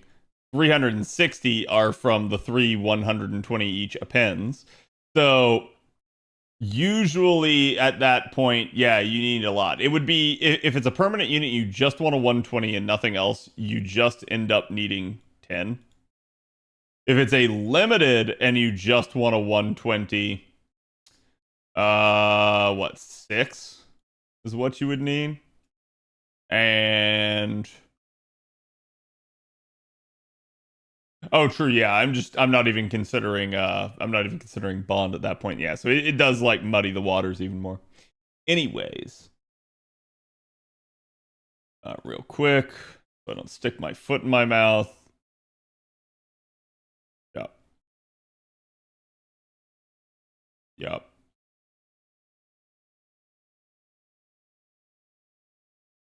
Yep.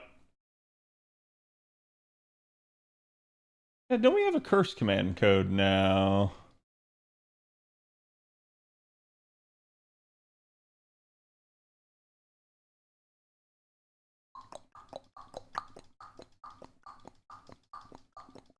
The JDM one. I have no idea what that means. Element affliction. Inflicts curse. Inflicts curse. Inflicts curse. That's inflicts curse to self.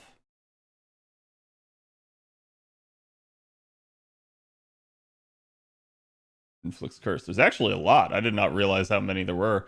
I thought we only had like 1 or 2. We actually end up having a ton now.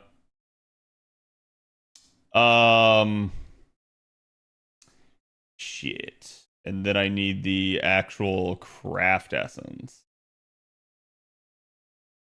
That has it.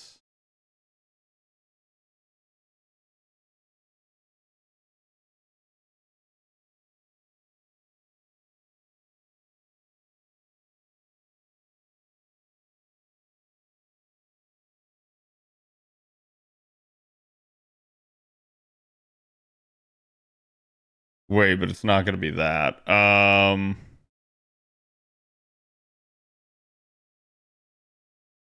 does anyone remember the name of it? Because it's... Is it at a specific status?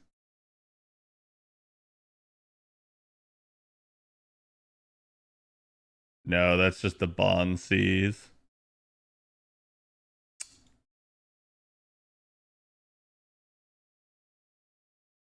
Might be power mod.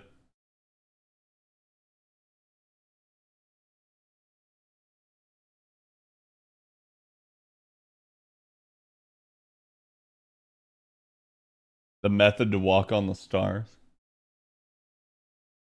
Thank you. Yeah. Yes, Wangina World Tour. Fortunately, it's just not as strong as whatchamacallit, as Honey Lake is, but still well worth paying attention to.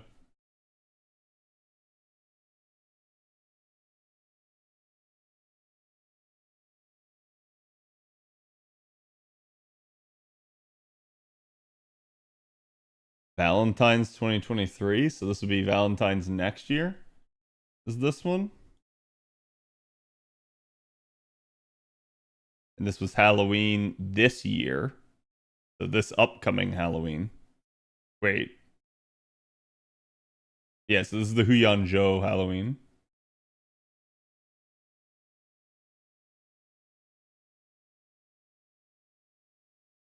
Chaldea Summertime Adventure, so we already got this one.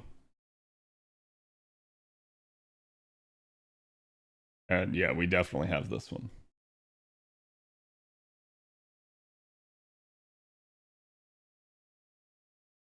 Okay.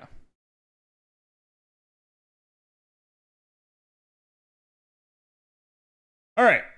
Let's get started, chat. Hello, noob. You're just about to get started recording, so forgive me if I don't respond to chat for a second here. Alrighty. Oh.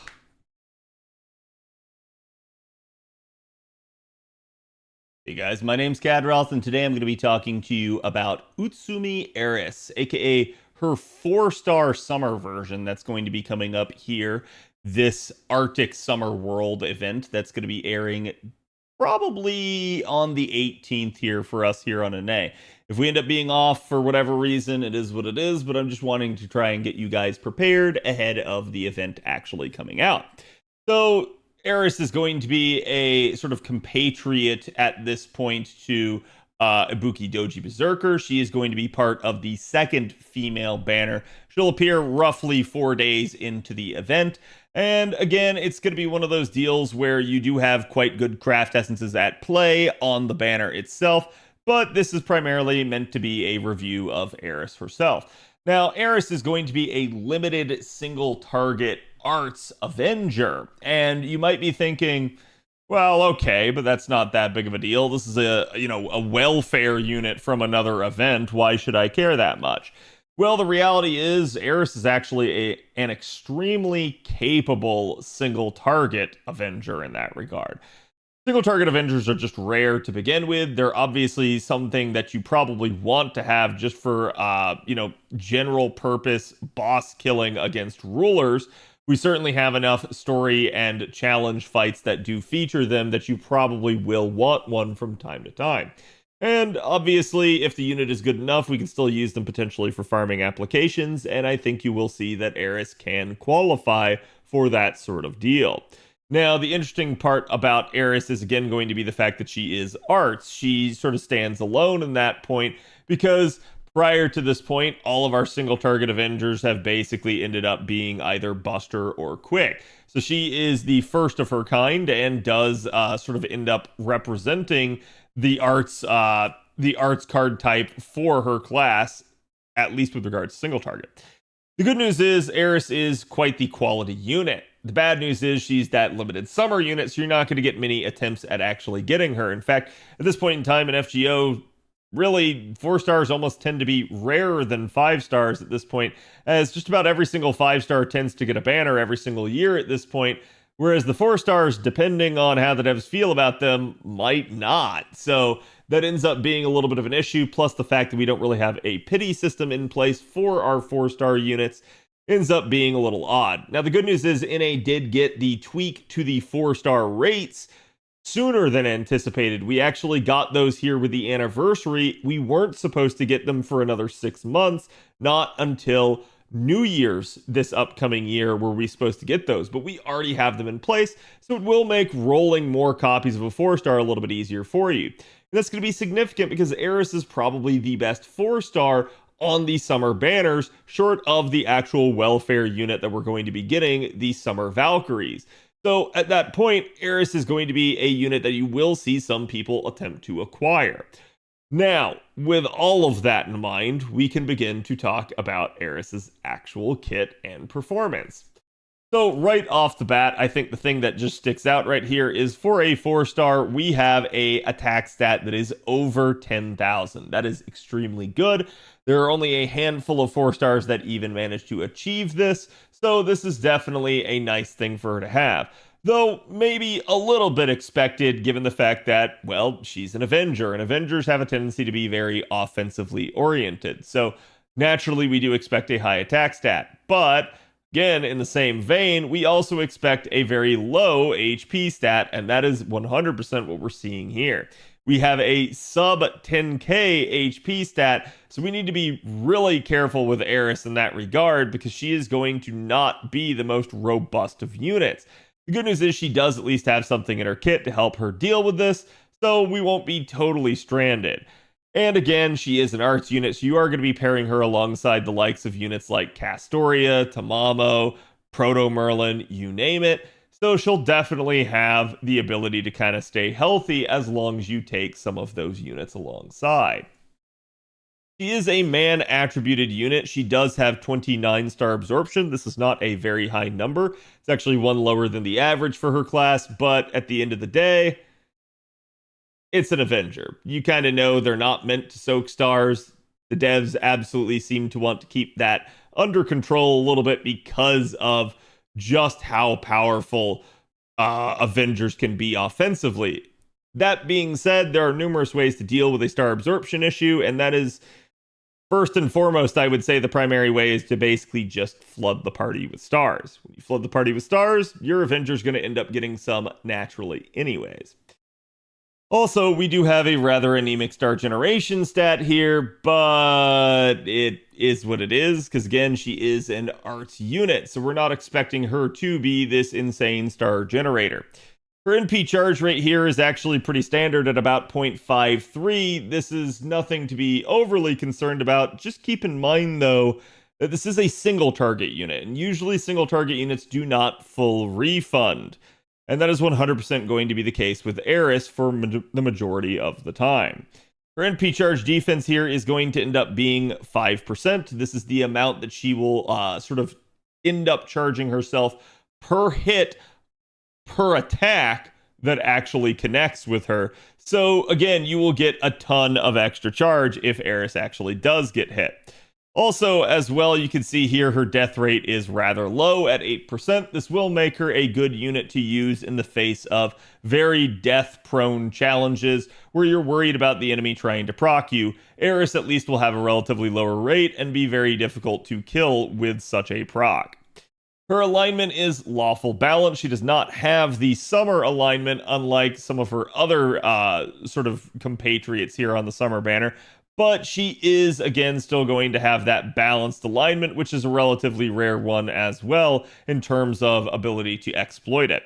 She is a female gendered unit. She is also a child servant, a divinity, a hominidae servant, a humanoid, a living human, a riding traded servant, a servant, a summer mode servant, and a weak to intimate Elish servant. So she does have a couple of exploitable niches in here, and again, she is going to be somebody that has also some synergies with people because of that. Now, as we look at her actual deck here, you guys can see, even though we said she is an arts-based unit, she does not have a triple arts deck. She instead ends up having double quick cards here. And at least in that regard, we know she has the writing trait and a 4 hit count, which is above average. So her quick card should perform pretty decent. Just keep in mind she has a low base star generation, so that is going to be something to obviously denote whenever you do use her. In that regard, though, you're probably not going to care because the majority of the time you're going to be using this card is probably either to set up a mighty chain or again to just help out with overall NP gen. So at the end of the day, your goal probably won't be that much star generation regardless. She does have the 3-hit arts cards, which at least is the average there, so certainly a decent chunk there. And only a 2-hit Buster card, which is below average, but at least if we're going to be below average on any card type, usually the Buster card's the one you want to be. It can affect star generation, but it's not going to really do anything bad, in terms of your damage. And again, you are going to have a 5-hit extra attack, which is right on the, again, average for all units. So nothing too concerning with regards to the actual deck. Now, as we get to the kit here, you guys can see her first skill here is going to be Arts Performance for 3 turns. This will scale up to 30%, and it also comes jam-packed here with a 2 times over 3 turns evasion for herself. So definitely a little bit of a survival mechanic there that should help keep her up, especially since this is on a 6-turn cooldown. So if you are using this in a challenge environment, this will have that sort of staying power alongside things like Solemn Defense, and you might potentially get back to it if you're using a unit like Tamamo alongside her. Then with the second skill here, you're going to inflict Curse with 1,000 damage for 3 turns to all enemies. Obviously, this is going to be a nice factor, but keep in mind that it is locked to a skill, so that is something to be aware of. It's also going to be able to taunt all enemies to Erice. Now, this is a little bit of a concern because we already mentioned that she has a relatively anemic HP stat. We do have the hard defense of the first skill, but it's a taunt. So remember that everything during that turn is going to end up hitting her. If you're facing 3 different enemies and you only have 2 times evasion, at least something is going to get through. But keep in mind, there are other ways you can deal with this. For instance, you could say taunt on the first turn, maybe when you had placed a Castoria Arts up on her, and then she would have the invincibility from that, not really have to worry about it. So it is a thing. The taunt is only a single turn of duration at least. So the way I would say to use this is either to stop your supports from getting just absolutely gobsmacked, or to kind of force everything onto Erice in order to allow her to get even more charge. Keep in mind, she did have that 5% NP charge defense, so she will get a lot of charge just latently from enemies hitting her. She's also going to grant herself a debuff on defense so that basically whenever she takes an attack from an enemy, she will inflict defense down by 10% for 3 turns to the enemy, and then charge her NP gauge at the end of all of this as a separate effect. So this is going to be what actually levels as you level the skill. Unfortunately, that does mean that a lot of people will wish to lore this skill, as it's going to provide quite a bit of benefit to you in terms of overall composition. So again, 30% charge right there when maxed out, all on a 6-turn cooldown. Her third skill here is going to end up being Grim Reaper. This is going to increase her own instant kill success rate for 3 turns. It's very similar to the same skill that she has on her Lancer Welfare form. And again, you can see the death rate here is a nice solid 120%. You might be wondering how this all works. I'm going to tell you to check out my video guide on instant death, literally called Instant Death Explained. So make sure you guys go check that one out. I explain all how death mechanics work and basically how they're calculated. But just understand that this is a hefty amount to be adding. It is a good thing to have this, but keep in mind that obviously, death can screw you in some ways, so just be a little bit careful.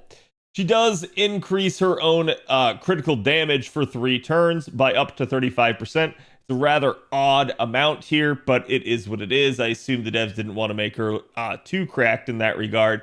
And they also allow her to increase her own damage against servant enemies for 3 turns by 35% as well. So the interesting aspect here is that this turns her into a little bit of a pseudo Gilgamesh. She already had this in her AoE Arts Lancer Welfare form. That kind of did draw a little bit of a comparison to Gilgamesh in that regard. It's certainly not as strong as Gilgamesh's effect, and it's also only a power mod rather than a super effective one. But remember, power mods are not necessarily inherently worse compared to super effective. Super effective will always scale multiplicatively with any other source of modifier, making it very solid to have. But Power Mod, while it might stack additively with some things, it can still be useful in the fact that it will affect not only your Noble Phantasm, but also any cards that you use during that turn. And in this case, it is a 3-turn duration, so you have for 3 turns just extra damage against servant enemies. This is going to be really nice. It's going to make Erice a very effective boss killer for you. The thing you'll really need to watch out for is, again, high health enemies and the final wave that are not servants. I see a lot of people thinking, oh, well, every node ends with a servant, and the reality is, no, it doesn't. There are plenty of nodes that they actually just use monster type enemies, again, demon type enemies, you name it, that are not servants in their own right. So just be cognizant of the fact that Erice is going to do better damage against servants. And if you're trying to use her against someone that is not one, you may be in a little bit of a weird spot. The good news is, though, again, most of your ruler enemies are going to be servants. So in that regard, Erice should be pretty solid. All of this as well on a 6-turn cooldown. Getting to her passive skills here, you guys can see she basically ends up having a C rank Avenger trait. It's going to increase her own NP generation rate when taking an attack by 16%. And it's also going to have a chance to reduce the party's debuff resistance, basically, except herself, by 6%. I say chance, but it's 500%, so it's going to happen. It also includes sub-members. Her Oblivion Correction is going to also be C rank, so this is again an additional 6% crit damage added. So when you start factoring in the 3rd skill here, this basically means that if you have it Lord, you'll be getting about 41% extra crit damage. Her self-replenishment magic here, and I say that, she also has independent action down here for 8%, making it pretty much 49%. So you're looking almost at a nice even 50% there. Her self-replenishment magic is an EX rank, though, and that is the nice thing. This means she gets 4.2% charge every single turn. This is going to be very useful for her in terms of looping, as this will just be additive with all of her refund numbers. She also has Writing C+, as we mentioned before, increasing the quick cards performance by 7%, which, as we already denoted, she has 2 quick cards of 4 hits each. And again, she has Divinity here just for some flat damage added, so certainly a nice little extra there, but nothing too strong.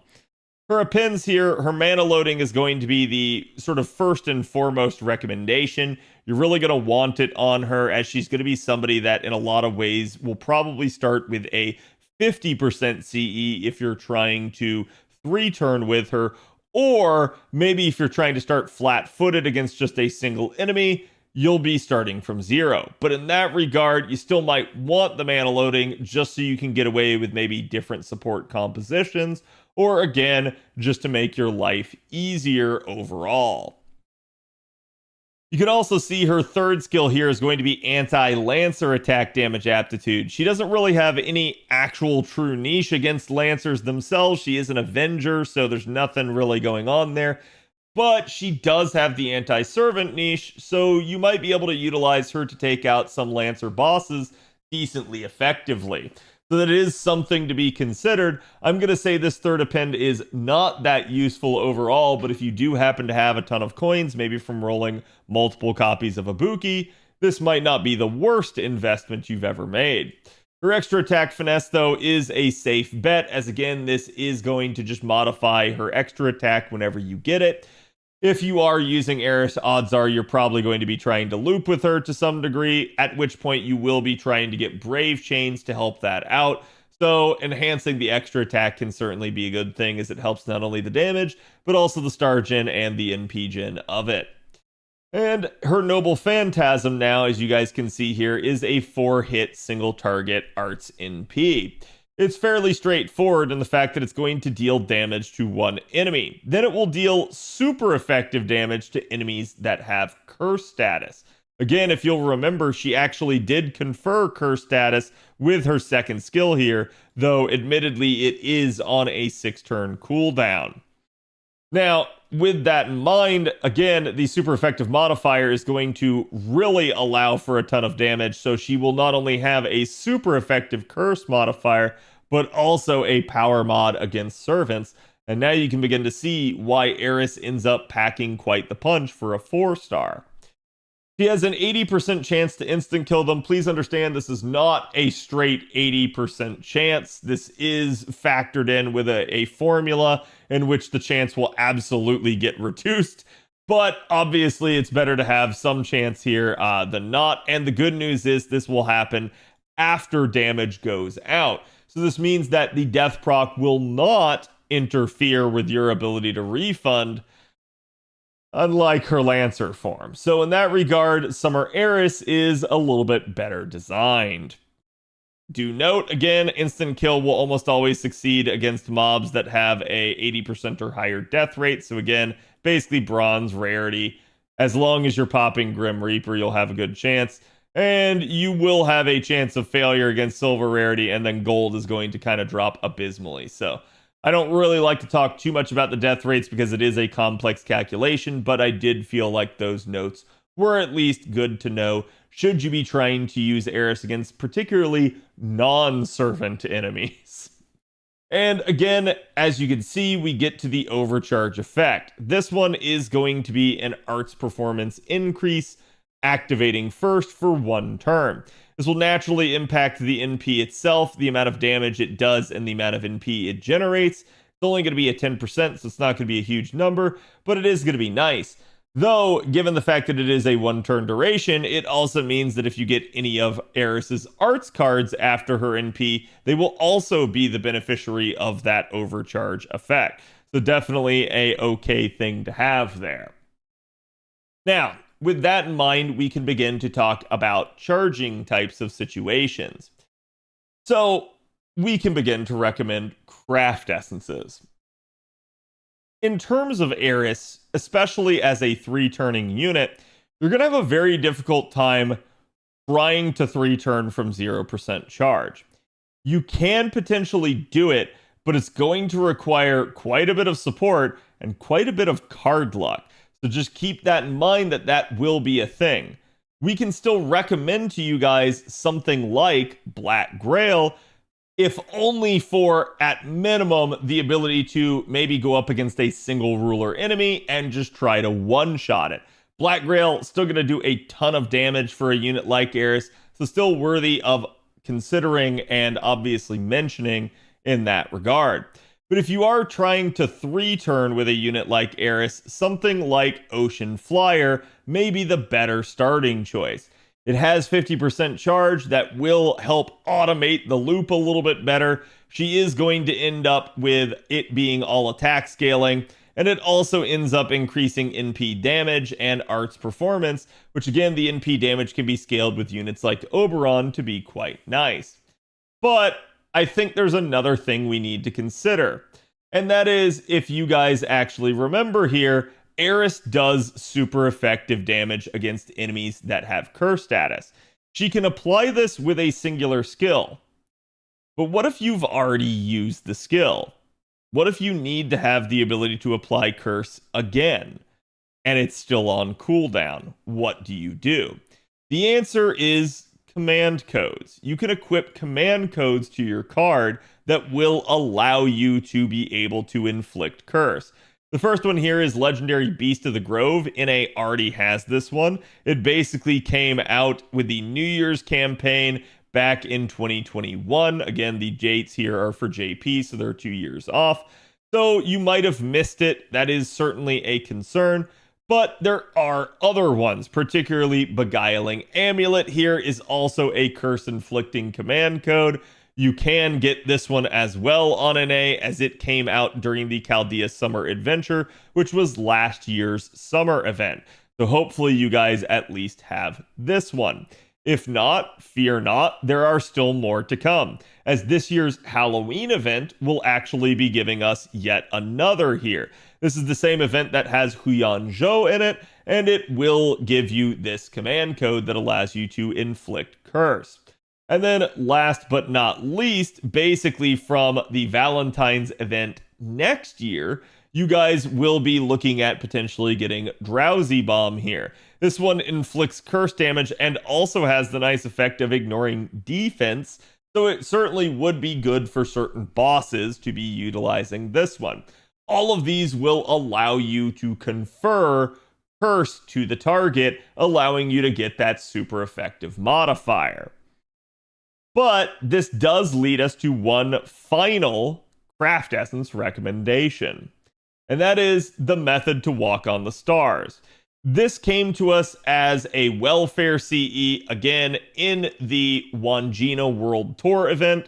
This is not going to occur for us until next year, but when it does come out, it is going to be kind of a perfect CE for Arys. And the reason why is again going to be because it starts out with 50% gauge at MLB. It is all attack scaling, and it also increases the power mod against curse status enemies. So you're going to get not only super effective damage, but also power mod damage against cursed enemies if you use this.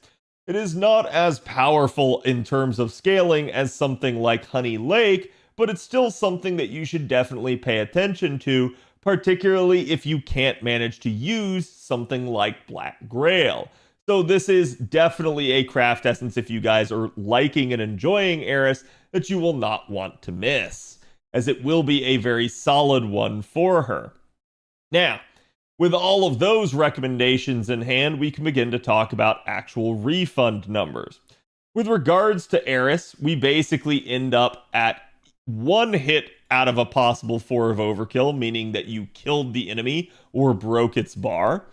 We're going to be looking at basically 31.68%. Not the greatest. Now, keep in mind, while this number seems excessively low, it's a single target unit.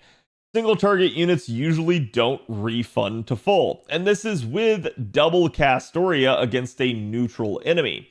Obviously, if you're going up against something like a ruler, you'll be effective, but remember, going up against something like that doesn't necessarily mean you'll get more NP gen.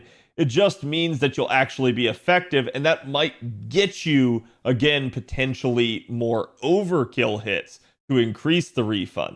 So things could get better from here, but don't expect that you're ever really going to full refund with a unit like Arys. With that in mind, this also does include her 4.2% charge per turn, so keep in mind that her true refund number there was something in the order of about 27%, so that is another factor at play. But it does mean that she can at least generate about 30% Noble Phantasm per turn, so it's certainly not a bad thing. This will allow her to function in looping environments. So with that in mind, let's go ahead and show what a 3-turn with Arys should look like. We are only going to have one real scenario for this. Now keep in mind, you don't have to use Arys in a 3-turn conventional loop.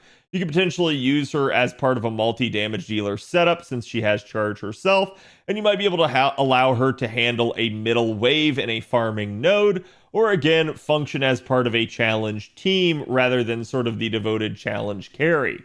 But either way, if you are going to be 3-turning with exclusively Arys as your damage dealer, this is kind of what it will look like. This is against a 1/1x node that is neutral in terms of overall performance.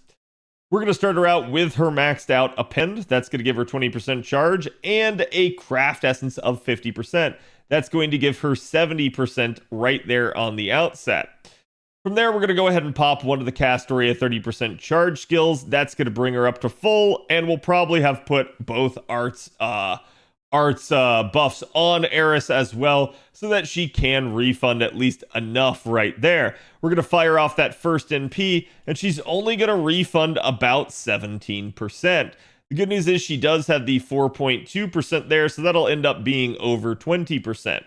We'll then add in the missing 20% charge from the first Castoria, as well as all the skills from the second Castoria, bringing us pretty much up to 90% charge. From there, we're going to go ahead and pop Oberon's 20% charge. That should easily be enough. That'll put us over 110% charge, and we'll fire off the next NP. From there, we will refund about 27%. Combining that with the 4% charge per turn that she gets, you're going to now be looking at over 30% refund there. You're going to combine that with Eris's own 30% charge skill. That's going to allow her to as well have her curse debuff for the final wave. And that's going to end up giving you about 60% charge. You'll end up filling up the rest with Oberon's 50% and firing off that NP. That is how you would conventionally 3-turn without the use of cards or anything like that. Keep in mind, you might be able to actually work the cards in, start from 0. Just understand that there will be some inherent risk involved because you might just end up getting all of Eris's cards on turn 3 rather than, say, like turn 2 or turn 1. So that can definitely be a concern, but it would be theoretically possible. Now, with that all in hand, we can begin to talk about Eris's own self-damage numbers. Again, as you guys can see here, these are raw numbers. They are neutral numbers. Basically, again, not including any other external source of buffing. So no mystic codes, no command codes, no craft essences, and obviously no actual supports. So this is Erice under her own power with her own buffs against neutral enemies, and you can see here basically the scaling at play. She's actually not doing that bad at NP1 with a nice raw 35%.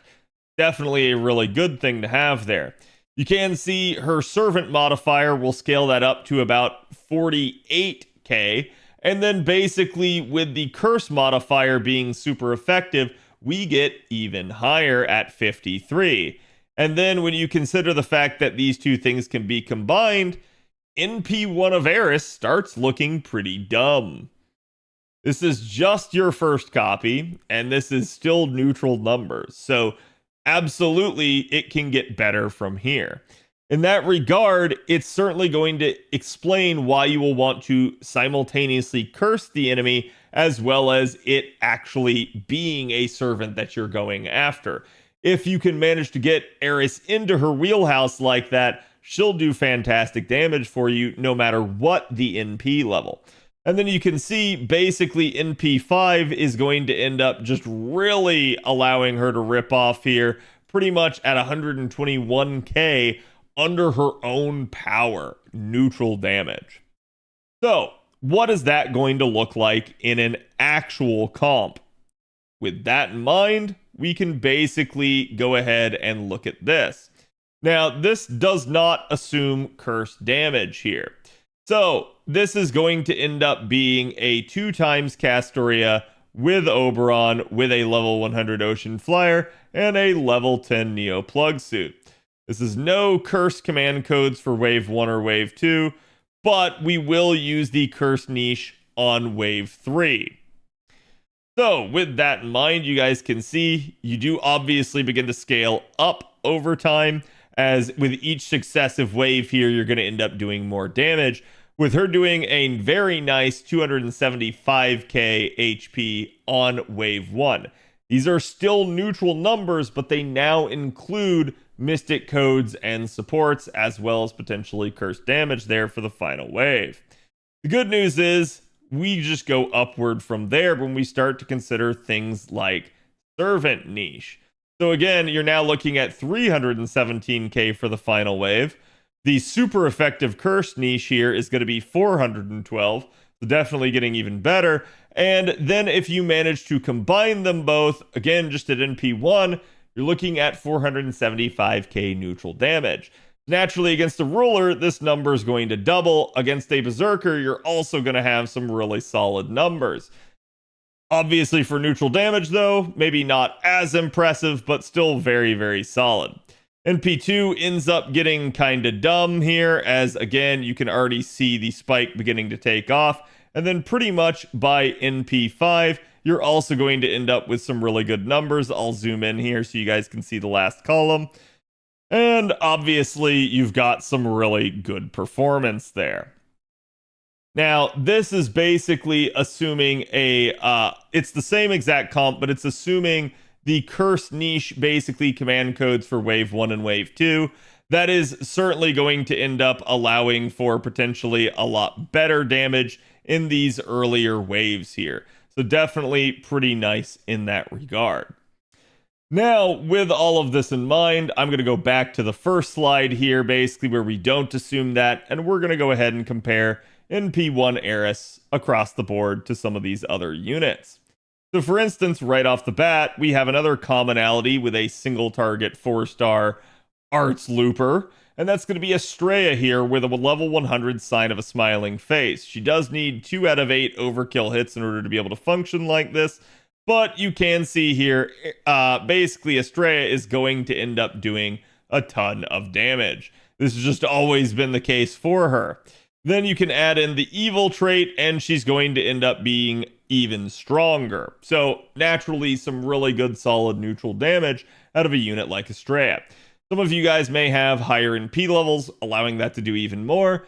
But the reality is you're probably not going to be competing too much unless we are just talking neutral applications, because otherwise you're talking a ruler and an Avenger getting compared, so it's not going to be that big of a deal.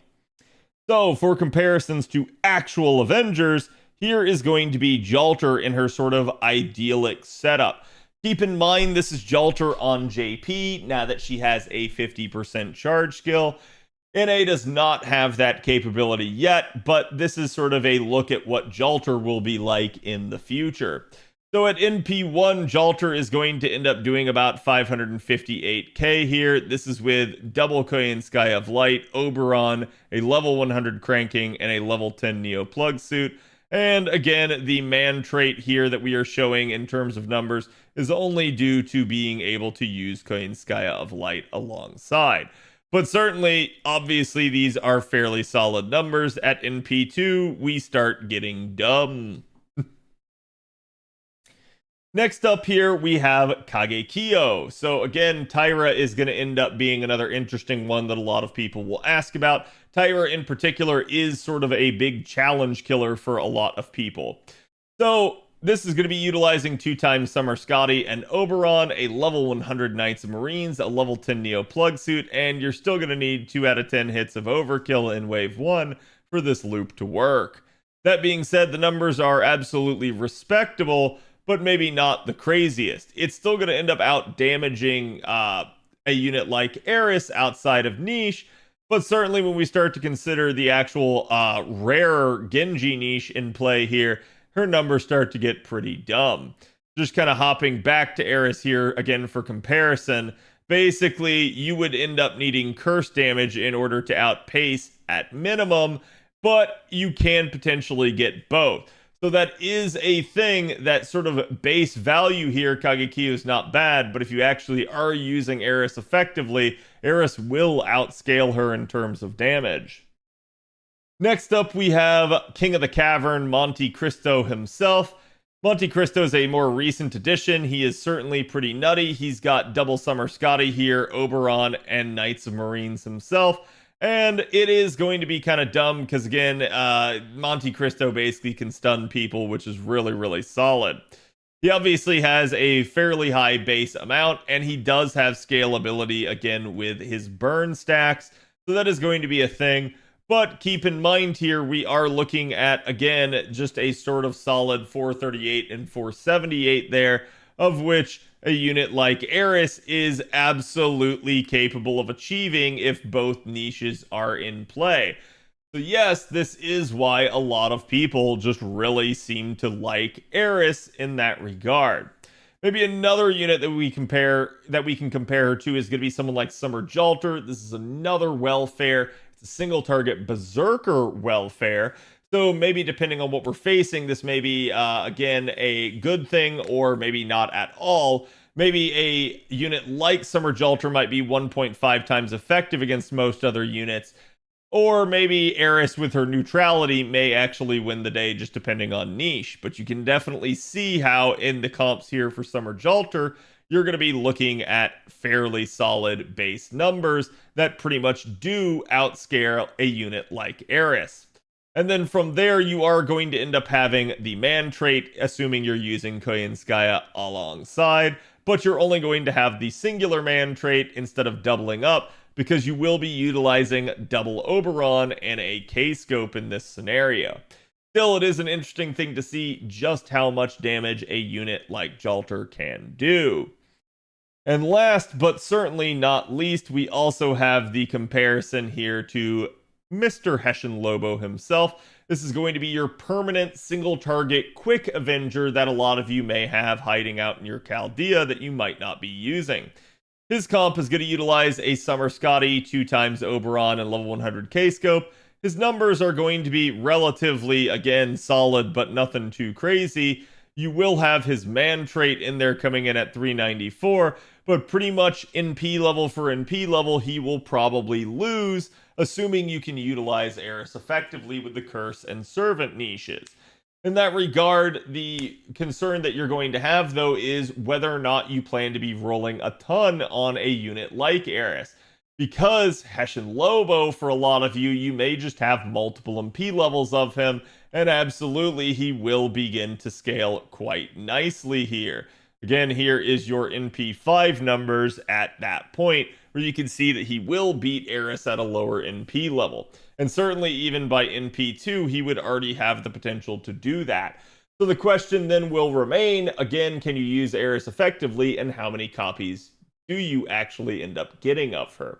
If you do roll a ton of copies of Erice, she's absolutely going to be a strong ruler killer for you, and obviously a strong berserker killer for you. But in neutral scenarios, she'll probably fall behind some other units, but she can still be utilized quite effectively no matter what you're trying to do with her. So, as a 4-star, she is very high quality, and this is why, as you can see, they maybe have come along and tried to give some buffs to units like Jalter in order to help her sort of hold out and stand her place as sort of the de facto 5-star damage champion. But again, I do think there are some considerations for why you would want a unit like Erice. Again, just that overall survivability, that ability to have sort of widely applicable niches, and niches that you might even have control over in the case of something like Curse. So she is still a very solid unit and a very good pickup, particularly for those of you guys that are going to be rolling Summer Ibuki. So let me know what you guys think about Erice and whether or not you'll be making her one of your summer goals. Also, which Ascension form is your favorite for her? And again, I hope you guys enjoyed watching, and I will see you guys next for Summer Scotty. All right. Whew. That one felt like a long one, chat. Was that a long one?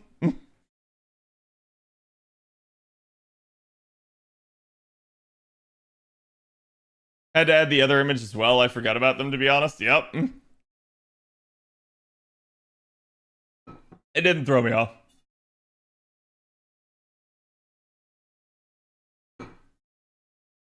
I've only ever gotten one copy of Lobo ever. Lobo's actually not that bad. A lot of people don't think Lobo's good. Lobo's actually not that bad. He's straight up a usable unit at this point. And his damage is fairly solid. I've seen people be like, oh, but I don't want to use him. Should I roll Jalter? And it's like, yes, we know you want Jalter because Jalter's hot, right? Like, and it's fine. Like, I don't begrudge anyone for that take. Just that if you do have Lobo, no, he is still a very solid single target Avenger option for you. The Honey Lake for curses, 40-minute video. Yeah, it felt like that. You have a guide for Doan? I should. It's probably somewhere back on my YouTube. But I should have covered him when 5.5 came out. It was last year? Yeah, he should be covered. I started doing servant analysis about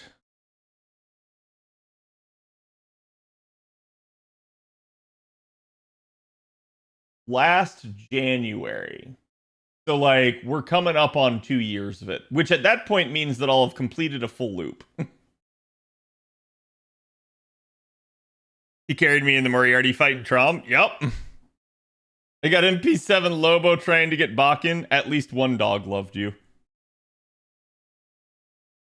Lobo assassinated Moth for me. He good boy, indeed.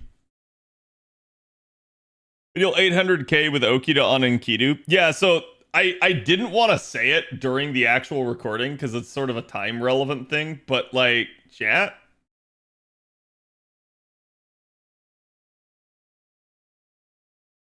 Remember that 1 million HP whatchamacallit in Kidu? This append exists. Kidu's a servant. You can curse in Kidu. And Arys is a damage bonus unit. So yeah, you will be able to kill Enkidu with Arys.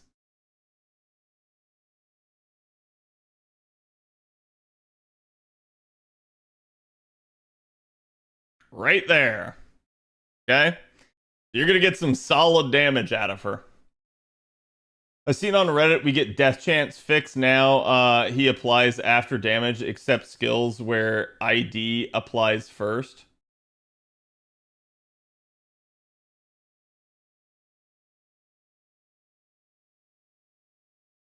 Huh?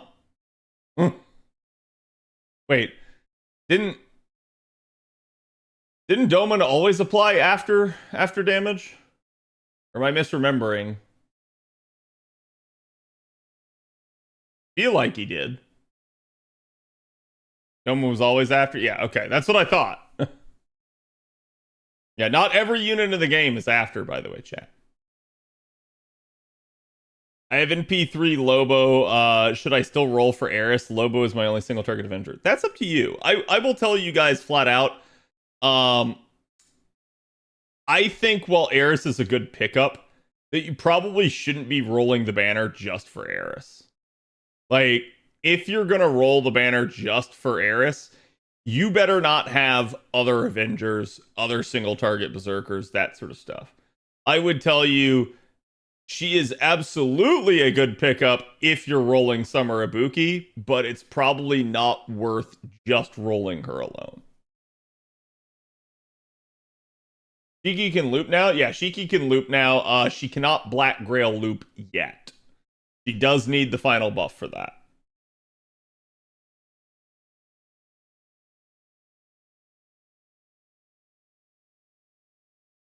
I think right now she's like 50% starting charge C.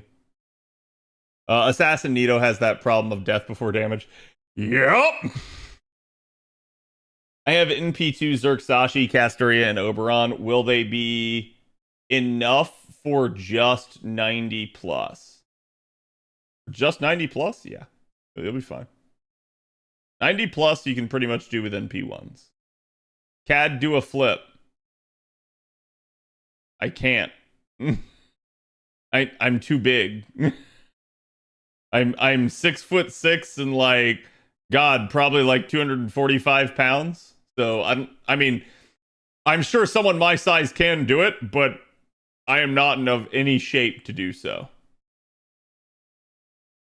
Yet, are there any artists who've never designed a servant that you'd like to see get to design one? I don't know off the top of my head.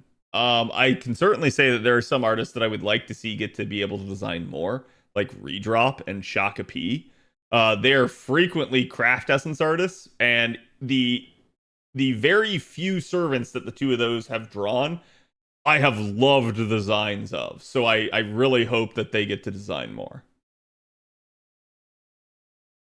Do a barrel roll? That I can definitely do. That is the easy one for someone of my size. Because it's just chat. It's the alligator death roll all over again, right? So, like, it is what it is.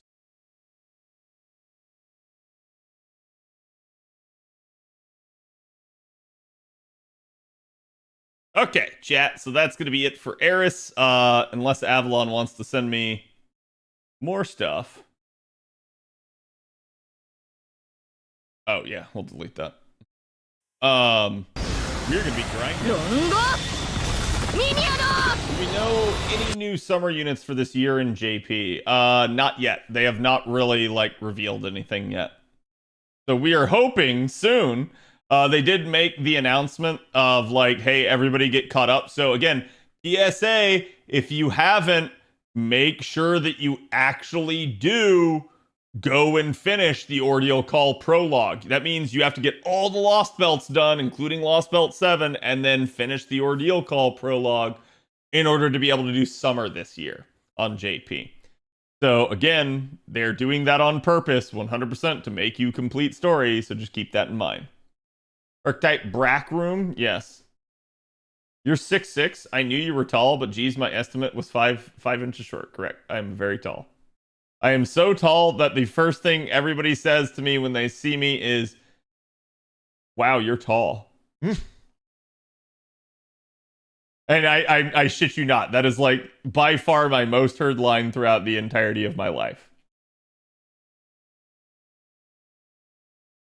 Okay, let's talk Arcuid, chat. Oh dear God. We don't need the first page. We get a second page? We did.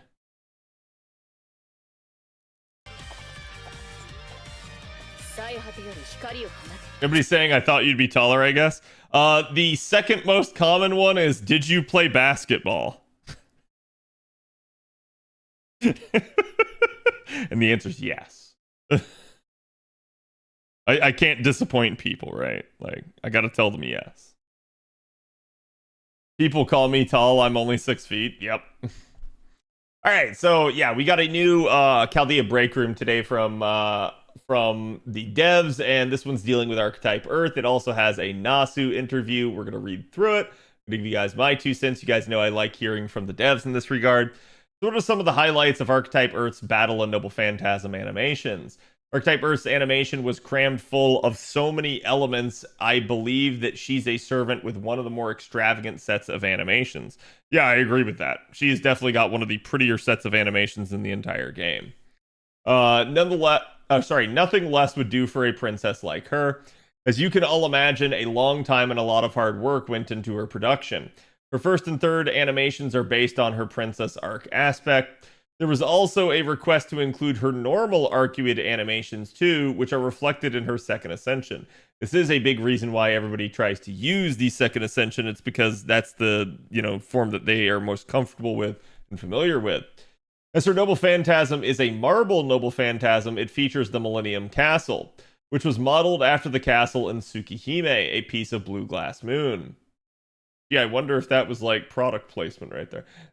We also added a flower field for her to walk across, and I included as many other elements as I thought were needed for each shot. I was making minute adjustments right up until the very last minute, including the shot's length, the camera's distance, and even the height of the cliff. On top of that, there was a request for the field change, Marble Phantasm, to last longer, even after the Noble Phantasm is deployed. And so I consulted the engineering team to include new technical specifications to sustain the background change. A lot of staff members were involved with this animation. This is really interesting to me because they're not going to say it here, chat, but what that means is they failed. The reason why they were able to make it persist after Noble Phantasm, but it doesn't transfer to a new wave. I don't know if you guys have ever noticed that. So they got it to exist afterwards, but it's limited. They couldn't make the engine probably do it. Or they didn't want to. That is a possibility. But it is interesting to see that they did want it to last longer, and there is still a limitation on it.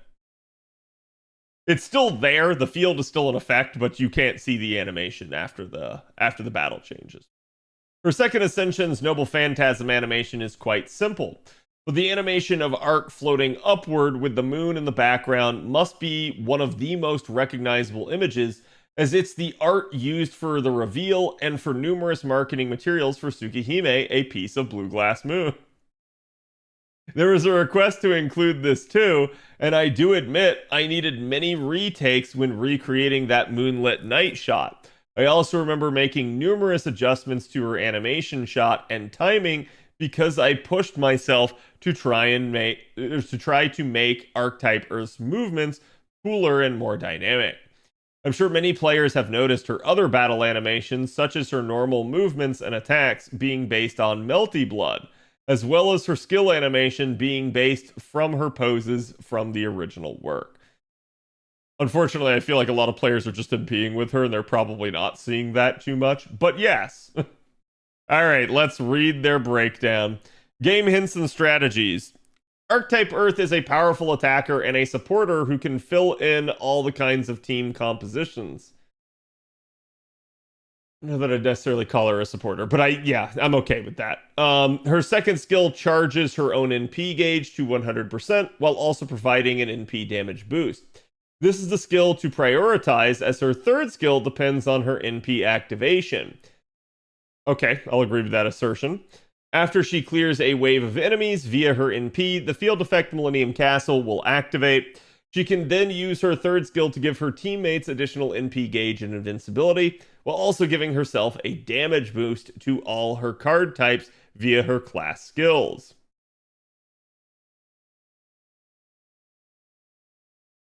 They worded this poorly. While, yes, that is the case, it is not because of the third skill. It's because of the passive that she has. And it's I think they just had a run on here where they were talking about the field effect, and that's why. But it's in a completely different sentence, so that's an interesting way to phrase that. Also, shutting down enemy skills use with her first skill can help your team survive and employ more effective attacks in especially difficult battles. I have a mixed relationship with Skill Seal, because the problem with it is, well, yes, it does shut down an enemy's skills. It also makes the enemy just go oonga boonga and start beating you. So, like, it can be situationally useful, but the problem that you have with enemies is that they can pop skills literally back-to-back times on back-to-back turns. There's no restriction on when or how they can pop stuff. It is purely their AI that determines it. So in that regard, yeah, skill seal can be a thing, but dear God, like I'm not gonna give them points off for this. It's just that's my own gripe with skill seal in general. Archetype Earth's ability to adapt to all situations makes her one of the strongest additions to your Chaldea. Little bit hyperbolic there, but sure, I'll give them that. So like this one's okay. I feel like I took a little bit of liberties. The only thing that I really think is like misconstruing is this line about the third skill and how it's enhancing all of her cards. The third skill does not. So, all right, and then the actual interview with Kinoko Nasu. Second chant as I set up my own farm with Arcuid right here. So, one of the founding members of Type Moon, Kinoko Nasu, is the series composer, main scenario writer, and supervisor for Fate Grand Order.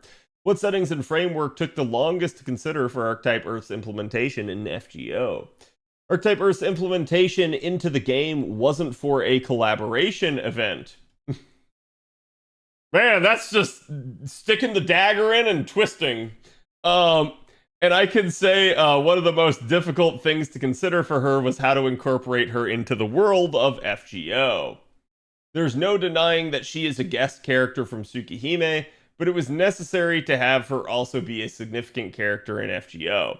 Thus, instead of focusing on Arcuid, I decided to use the concept of archetypes from the Type Moon universe to be the foundation for her presence here. There you go. He found a way to kind of shove Arcuid into FGO and make it work, even though otherwise you would have a normal clash between the two types of universes there. Mr. Ventas, thank you for the rate of 16, sorry. Welcome, everybody. I was looking right under at Deontay. Deontay, thank you for the 52 months. I appreciate it. Also, Peasantration, thank you for the follow during the recording earlier. How's it going, guys? What were you guys up to today? We are just reading through the... we actually just finished reviewing Erice, and we are now reading through the Archetype Earth Chaldea Break Room. Unless I am blind and dumb, I probably am. You don't seem to have a Doan guide on YouTube. Do I not? I feel like I do. Actually, can one of the mods double check behind? Just so that we're sure. Now in section 20 of Trump. Nice. You'll probably get it done. Yeah, you'll probably get it done before anniversary. So close to finishing, yeah. Loving Trom. It's really good. The ending is probably gonna make you have questions, but it's really good. I really liked Trom, and to some degree I liked Trom better than LB6. Like there were certain aspects of it that I felt like just really played well. So. But again, I'm glad to know you're enjoying it, and thank you again for the raid. Guys, if you've never checked out Mr. Ventos, go do so. He's a good buddy of mine, good streamer. Loves his Phantom of the Opera. I think he has one. I think I have one too. I don't know, right? Anyways, what settings and framework took the longest? Oh, sorry, we already read that. When coming up with archetype Earth's Ascension forms, did you have any specific requests for Takeuchi for the illustration? After determining that archetype Earth should be a character in the world of FGO, so that was first their deliberation, and then they said yes. The two of us agreed that we shouldn't ignore what the players would expect and want to see. Her first and second ascensions were going to be recognizable from Tsukihime, while I intended for her third ascension to be a what if of the true ancestor Arcuid only existing in the world of FGO. It's really interesting that he doesn't really say much about the second one there. That's peculiar, but the one highlight with Don Quixote standing his ground was my favorite moment in years. Yeah, it's definitely good. It's sleep time for me now. No problem. Thank you again for the raid. Again, if you guys have not checked him out, go do so. If you do, it's not in the playlist.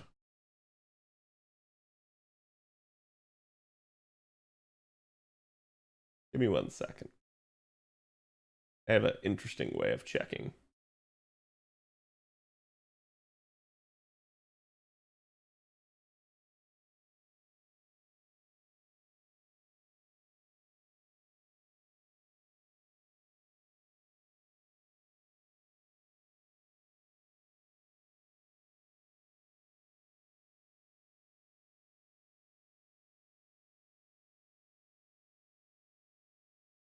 Wait.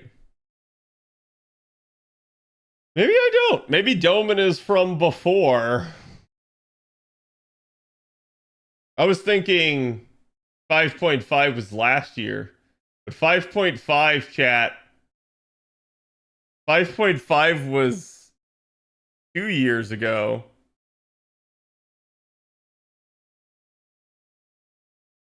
Wasn't it?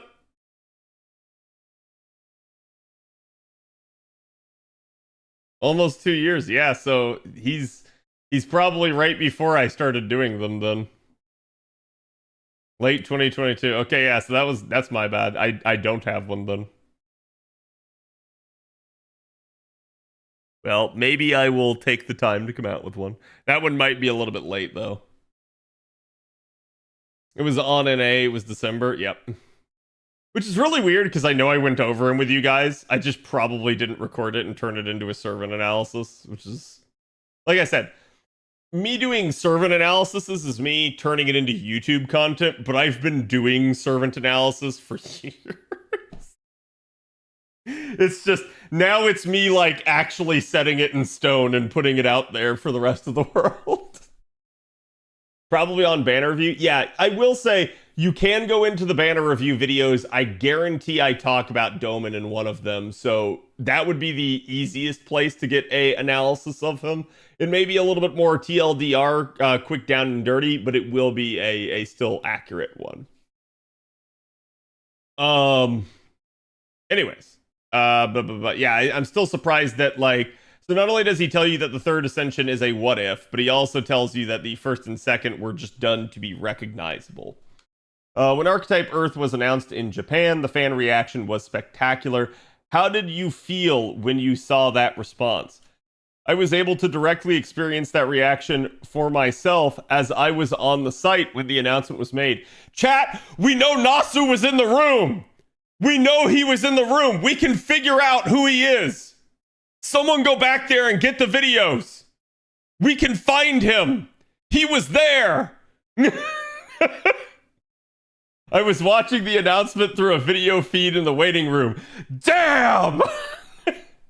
And the ground shaking applause and reaction from the players reached all the way to where I was. I was extremely happy knowing that this announcement delighted so many people. Way to go, Archetype Earth. Your announcement certainly caused the Earth to shake. Crap. The video is gone, Cad? No, my banner reviews are not gone. Do we not know what Nasu looks like? No, Nasu's never really revealed themselves. We assume Nasu's a he, but you know, theoretically possible that Nasu might be a woman at this point. Although it's sort of attributed to be a he from the people that do meet with Nasu. Like, people do meet with Nasu for like interviews and stuff. We just don't find out who it is. Like, Nasu is basically like his pen name, right? His fake like author name. Would you be able to share any background or origin behind coining the term funny vamp? Well, what if we just said, would you be able to share any background or origin behind coining? How about coin behind the term funny vamp? If I recall, the term first appeared for the first time in the fighting game Melty Blood.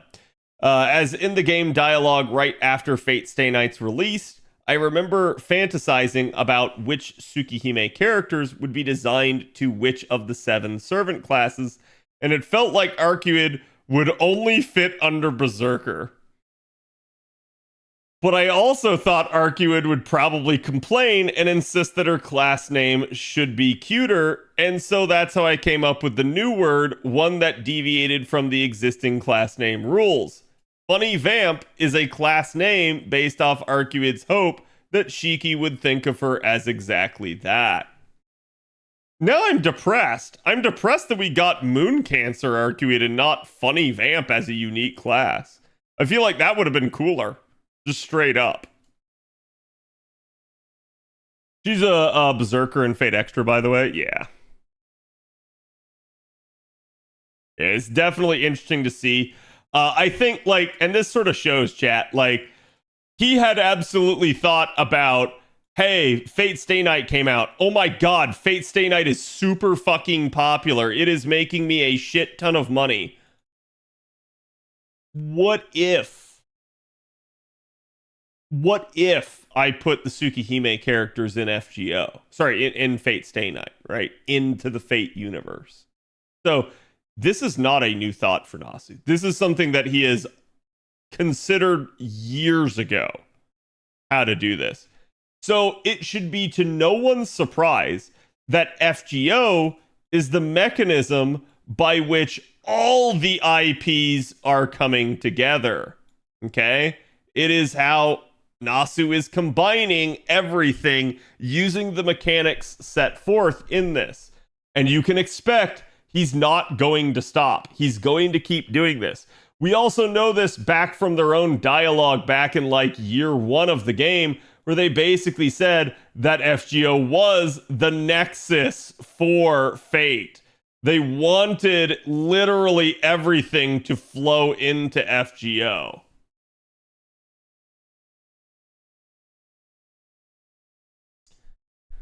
We only need Tsukihime and Toko for some reason. We only need Tsukihime and Toko. Oh no, we still need more than that, but still waiting for note stuff. Yeah. Waifu Nasu. One of my friends definitely has a theory that Nasu and Takeuchi are lovers. And that Nasu is a woman, right? Takeuchi is, I believe, known to be a male, or at least depicts himself as one. I don't know that we've ever really seen Takeuchi either. But Takeuchi does have at least like a caricature out there that represents him, which is like an artist, right? A like male artist. So in that regard, yeah, we anticipate that Takeuchi is in fact a male, but who knows? Crap. You know, times were different 20 years ago. Maybe they were both hiding out as females under male pen names. So Nasu is just Yoko Taro. I'm sure he's not, but yeah, like the thought has crossed my mind of like, what if, right? Because like we already know this is a thing with VTubers, for instance. There are people out there that are like, hey, I am so and so VTuber on like Monday, Wednesday, Friday, and then they're like, hey, I am so and so VTuber on like Tuesday, Thursday, and Saturday. Straight up, like it's a thing. So yeah, I do believe that there are people that just like flip flop back and forth. However, I am going to say I don't know how people maintain that without screwing up. It is so difficult, I feel like, for people to live a lie, and I feel like they crack under the pressure.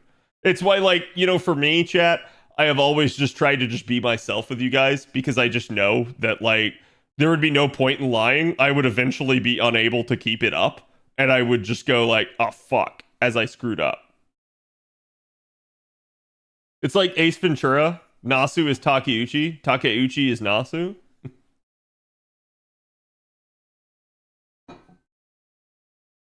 That's what a faker would say. True. That is probably what a faker would say. But then what would a non-faker say? Also, wait, did you guys just call me the best player in League of Legends? I feel like you did.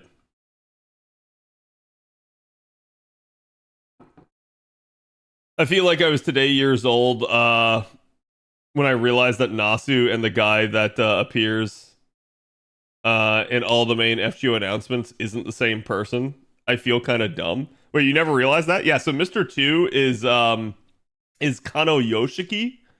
That is literally Tucson that we're all referring to. He's the director for part 2 of FGO. Part 2 is Lost Belt. So we always are wondering if Mr. 2 is going to become San, which is Mr. 3, if he will become the director of part 3.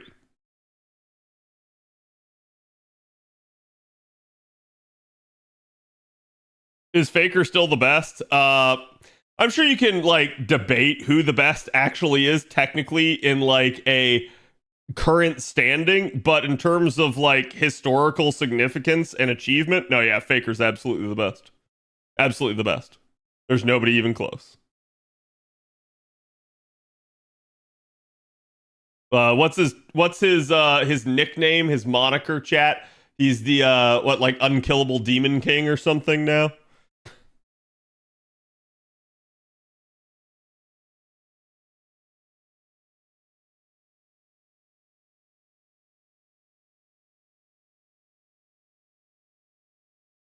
I didn't realize they were different people. I thought Nasu was like a nickname or a gamer tag or a pen name or something. It probably is. Like I said, you don't really see like not Takeuchi. You don't really see Nasu everywhere. So like he's there, but he's not there. So like in a weird way, like and I'm dead serious about this. I almost feel sorry for Nasu, right? Like because straight up like this part, right? Nasu has chosen to remain anonymous. So Nasu has the upside of being able to like live a normal life and not be hounded for celebrity purposes.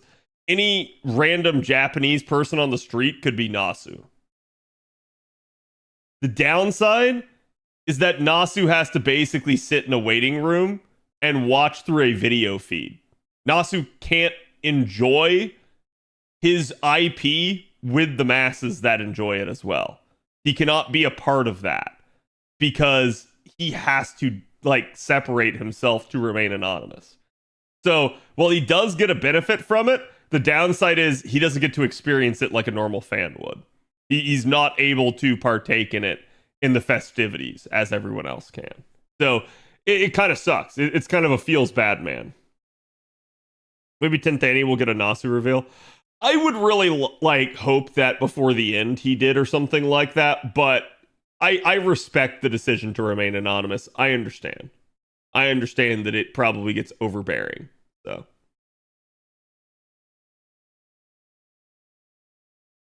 living double lives is hard. Yeah, 100%.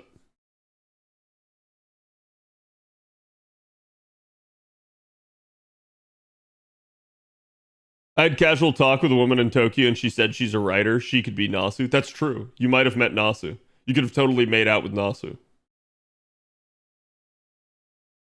Nasu's a welfare servant, just a little mushroom guy. Yeah. Nasu could pull a Yoko Taro and put on a mask. You know, I really wonder if people have not like gone so unhinged with Yoko Taro that they haven't managed to like dox him to the extent to find out who he is, right? But maybe, right? I feel like if this were America, that would have been a thing. But in Japanese culture, people do respect the desire to be anonymous. And so that's like, it would be considered rude, right? Would his mask be a giant mushroom? Yes. That's true, chat. Maybe Nasu was the mascot that was running around. Have you guys ever seen like the MASH and the Artoria mascots? Maybe that's like Nasu and Takeuchi in there. Maybe they just go around like kicking the cosplayers and picking fights with people, and it's actually just them the whole time. Think about it. Wouldn't that be what you would want to do? Like if you were the creator and you had like these, like you had affection for your fans, but they're also like annoying fans. So you would be able to like go out there and just start like beating them with your foam sword. And everyone would have to take it because you're just the fun, lovable mascot. And you're like, fucking die, God, ah!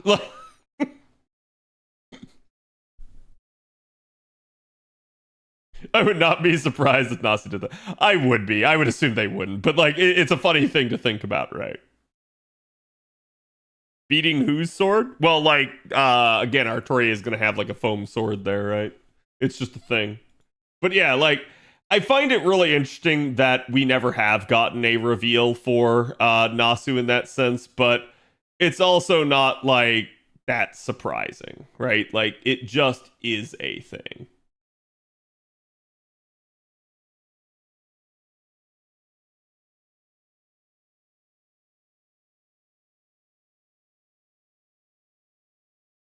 I went to a Yoko Taro singing.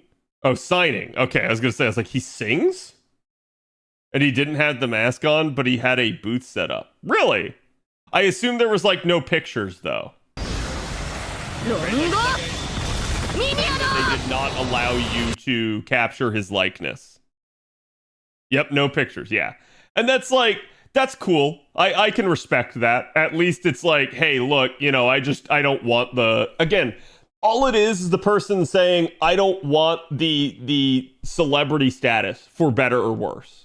And I can respect that choice. Because, like, especially over here in America, I feel like we don't get that choice anymore. Like, everybody just goes for it. Like, and even to a degree, like, chat, like, with VTubers, right? For instance, let's say I had never shown you my face. And I tried to hide who I was. But then I talked to you guys about my life, people would fucking dox me. They would figure out who the fuck I am. It would be a thing, right? Like, that's the problem that we end up having in American societies because we don't have any sort of morals to prevent that sort of stuff. People just go unhinged and they find out anyways. But at least over there in Japan, they have a little bit more respect and they are willing to, again, like, not do that sort of thing. Is this what happened to Dream and stuff? I have no idea what the deal is with Dream. I know, like, for a long time, people were circulating crap like Dream's a pedophile and stuff like that. I have no idea if that's ever true. I've never consumed any of Dream's content. I know Dream was like, was he like a Minecraft YouTuber or something like that? But, like, I don't know. I have no idea other than, like, all I ever hear about is drama involving him. And I'm not sure if it's him doing it himself or like basically people just trying to like prevent him from doing scummy stuff. It was pretty sus stuff, yeah. They become the media from Scott Pilgrim. Oh yeah, 100%. But so it's like, this happens all the time with VTubers, right? Where they accidentally do dox themselves to a degree and people, they don't stop. Like, when, oh, hey, you accidentally revealed this, like, super secretive thing about your life? Cool. What if I went and posted this to 4chan? What if I went and posted this on Reddit? What if I took it straight to Twitter and like, just immediately shouted it to the heavens? Like, that's exactly what ends up happening. So, you do feel bad for people that are trying to remain anonymous in that sense and get their whole like lives exposed, because especially if you're not someone that's prepared for it, it's probably a very like earth-shattering thing to happen, right? It comes out of nowhere very suddenly, and two, everybody all of a sudden is all up in your grill judging you, and you're like, what the hell? Like, again, like, what do I do? You know? So I'm sure like people go through like panic attacks and stuff over it. I feel like Japan has its own issues, especially with idol culture. I mean, I'm sure it does, right? And I say like people are more respectful. There's still going to be the unhinged lunatic that's not. It's just, unfortunately, over here, it's a commonality for that sort of thing. In Japan, the one person who does it is the unhinged lunatic. So it's a little bit of a different story. I have a great deal of respect for actors and other famous people who try to live the quiet life when they are not on camera. Yep. There's a couple of them that are like that. Like I was just talking about it the other day, but Viggo Mortensen, he's made so much money off of Lord of the Rings. That's the guy that plays Aragorn, right? That he just like, yeah, I think he lives in like Idaho, and he just like straight up likes to like paint and write poetry, and like he takes like one acting job a year, and he just wants to live his like secluded normal life, and he picks whatever job he wants. So it is what it is. Keanu Reeves. You know, I will say, like, I don't know that much about Keanu Reeves outside of like, hey, yeah, he acts in all these movies and he's a great dude. I have seen before where people were like, so back during the whole like Me Too movement and stuff, where like women were coming out and like absolutely like 100% like outing like all the creeps and perverts and stuff in Hollywood. And like people were like, they're never gonna get Keanu.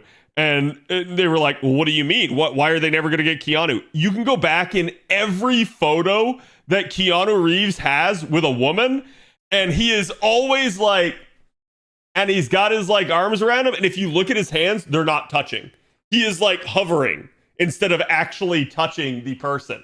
So it's like they're never going to get Keanu. He just straight up does not touch women. And it's like, God damn. Like, yeah, it's both him being a gentleman, but it's also like him protecting himself. So it's like, it's just really funny when you actually notice that. Good night, Baracus. Chris Hemsworth doesn't even live in the US. He can't even, because he can't stand the crazy. Oh, I actually didn't know that. I figured Chris Hemsworth did, but that's, yeah, I mean, again, I'm going to say this. When you have, like, shit tons of money, why not move to, like, your dream locale, right? Like, fuck it. Yeah, I'd go, like, go move to, like, Monaco and live on the European coast and just, like, be rich and lavish and like, have a yacht, right? Like, that sounds great.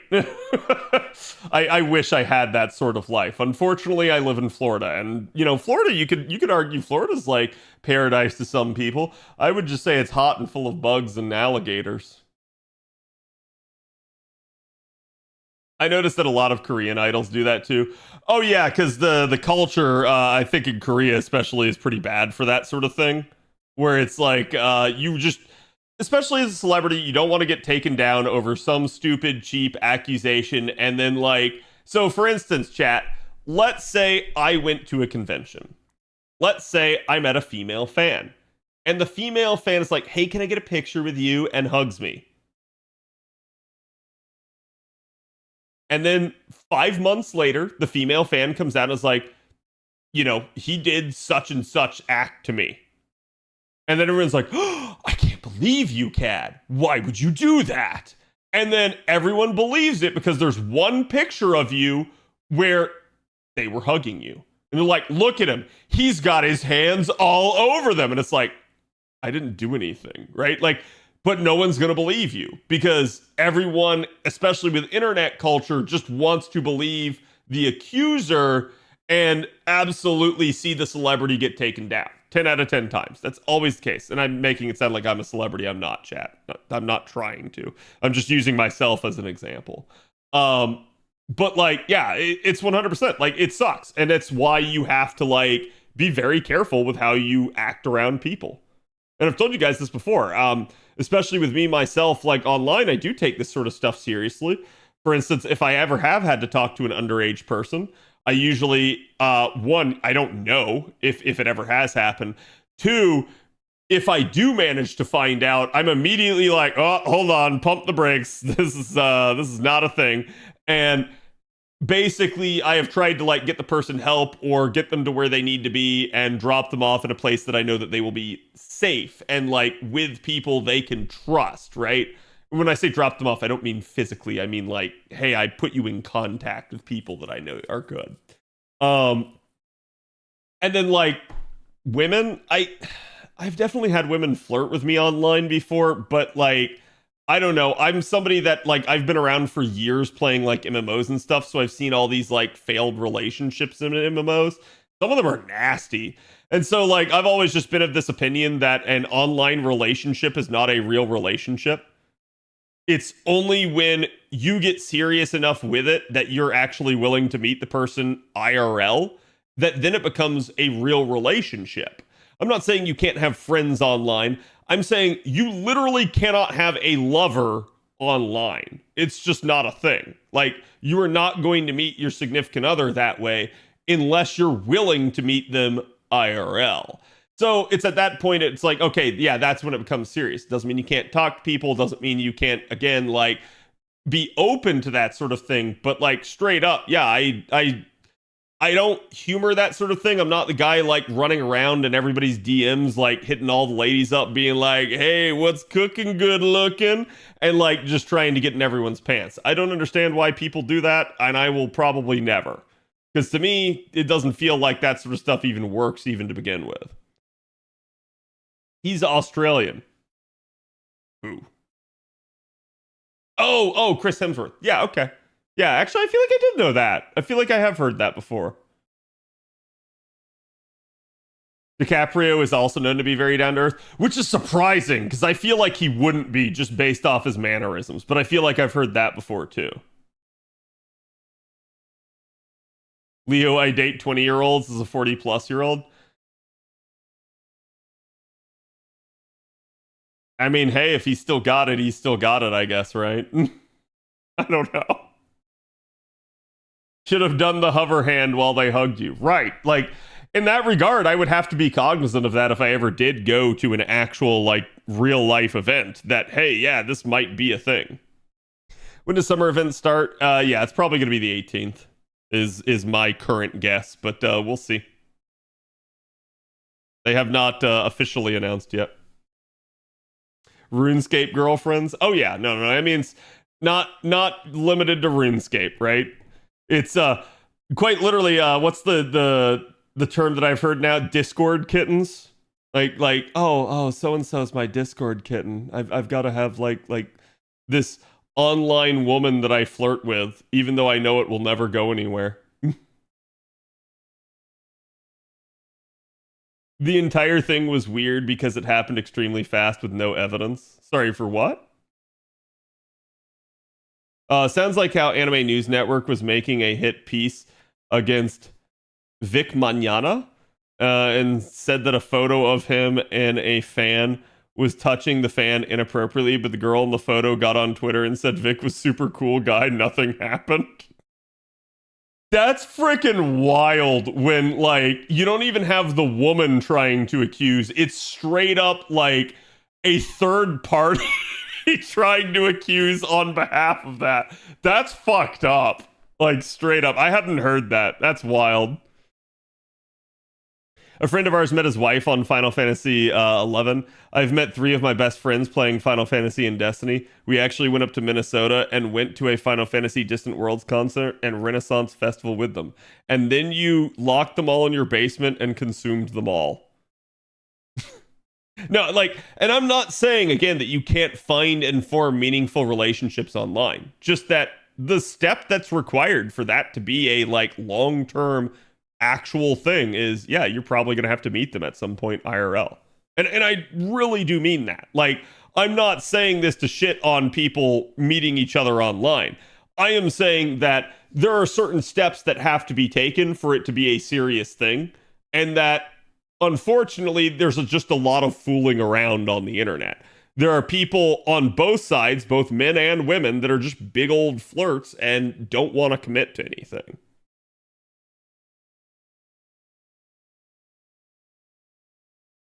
But only as a joke? Oh, yeah.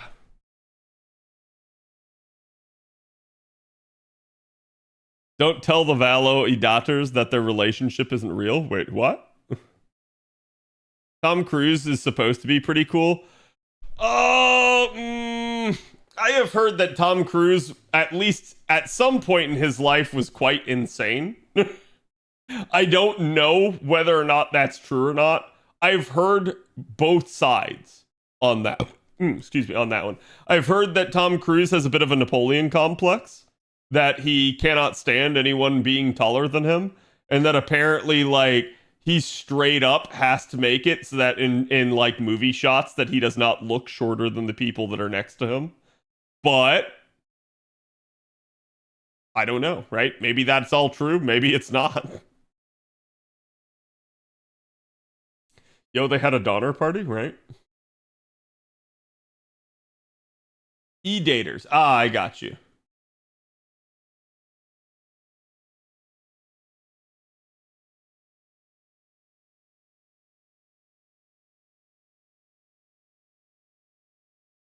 But yeah, no, I feel like there are a ton of people that do, e-dating, ERP, all that sort of like weird ass crap. And I think if you're just fooling around on the internet, there's just kind of no point to it. I feel like if you really do like someone, if you feel like you have a connection with them, then you should try to proceed and see if you can form, a meaningful relationship. Now, guys out there in the audience, I'm not saying be a creepy stalker. I'm saying if it's mutual. A woman being nice to you is not flirting. It's not like her being interested. I'm saying don't be that creeper, but if the woman is beginning to show actual interest, then yes, you can try to advance that relationship.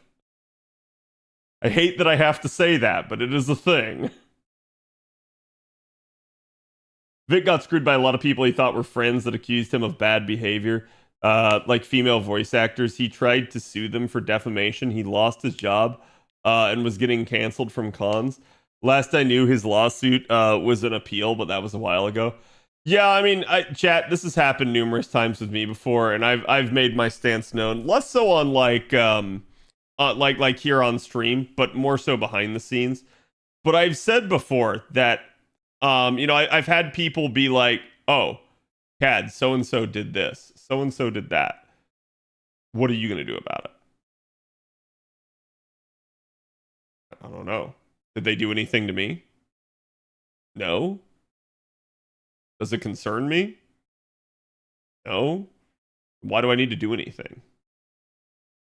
This is going to sound really weird, right?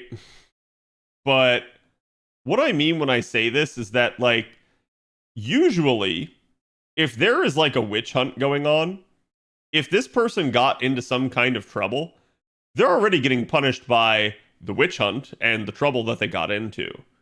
Why do I need a dogpile? Why do I need to punish them too? It's not my place to judge them. Like, if they did something to me, sure, maybe. But if I have no connection to them, why do I need to dogpile? I never understand that. I never understand why people just all want to do that sort of crap. And like this came up basically with what was it, the Dr. Disrespect stuff the other day. And I said, like, yeah, he might very well be like some sort of predator and some sort of scumbag. I say this. We know he's a scumbag because he cheated on his wife. That was known. And apparently this stuff that happened happened during that time. But outside of that, we don't know much more about the situation. So I don't know. I don't care. I don't consume his content. I never did to begin with. But like, it's also not my place to say that he's guilty. He might be innocent. So that's the interesting part about all of this, is like, when you don't have actual data in front of you, when you're just trusting the hearsay of, listen, I'm gonna be honest here, chat. When you're trusting the hearsay of a former Twitch employee, it is not the most like reputable source there. I'm sorry. I don't trust Twitch employees with a 10-foot pole. So at that point, like, it is what it is, right? So he might actually be guilty. He might not. But I don't care. It's not my place to judge. And I think that's just, again, yeah, it's me being real. Like, it is what it is. Kind of the same thing with John Cena. He never gets filmed from the back with a hat because of his bald spot. Wait, really? I feel like I've seen John Cena from behind, though. But maybe not, like, more recently in movies and stuff. Is this actual interest? Nah, she's probably just being nice. Yeah. I mean, I'll say this. There's nothing stopping you from flirting. Right? There's nothing stopping you from, like, you know, saying or doing something to see if you get a reaction out of a woman. But the second the reaction is not an immediate, like, hey, yeah, you know, or like, oh my God, I love you, right? Like, oh, you're so funny. Like, if the response is like straight up, like, oh, okay, and it doesn't seem enthusiastic, stop. Just stop. Straight up. I can't emphasize that enough. Stop. Not a big fan of the source, trust me, bro. Yeah. And chat, I say this as well as somebody back in one of my MMOs, I got scapegoated. Absolutely. So like, it's probably why I feel the way I do about this stuff. But I think it's one, me being fair. It's kind of how I was raised. And two, it's, yeah, I've been on the bad end of stuff like that before. Where, not saying that I was accused of doing anything really bad. What I was accused of doing was, oh, he was manipulating people. He was trying to get people kicked from the raid group. And I'm like, huh? Because the people that were accusing me of this were the same people that tasked me to work with the rest of the raid group, because I did great damage. And they were like, yeah, you need to work with the rest of the raid group and make sure that they actually are on par with you. And I was like, okay. So I went around and I tried to help people as best I could. Most of them didn't want the help, so I stopped trying. And then they tasked me with helping the healer. I was not good at healing. I did not know how. But I did go look up some guides. I did try to talk to some of the other people that I knew of that were good healers. I got some advice from them, and I tried to convey that to the other person. And in the process, that person admitted to me that they didn't think they were cut out for this. And I walked back to the people that had tasked me to do all this stuff, and I told them that. And then they tried to flip that around and say I was trying to get rid of people. And I was like, what? So, like, yeah, I've straight up had that sort of crap happen where I've been scapegoated and had, you know, people trying to turn people against me despite me not doing anything bad or negative. People are just shitty sometimes. So, like, it happens. And you've got to realize that, again, did Dr. Disrespect, in his case, do something wrong? Absolutely. Absolutely. But I think the level of what's wrong definitely depends. And we don't know the level of what's wrong there. Like, we don't know how much he knew at the time in that regard.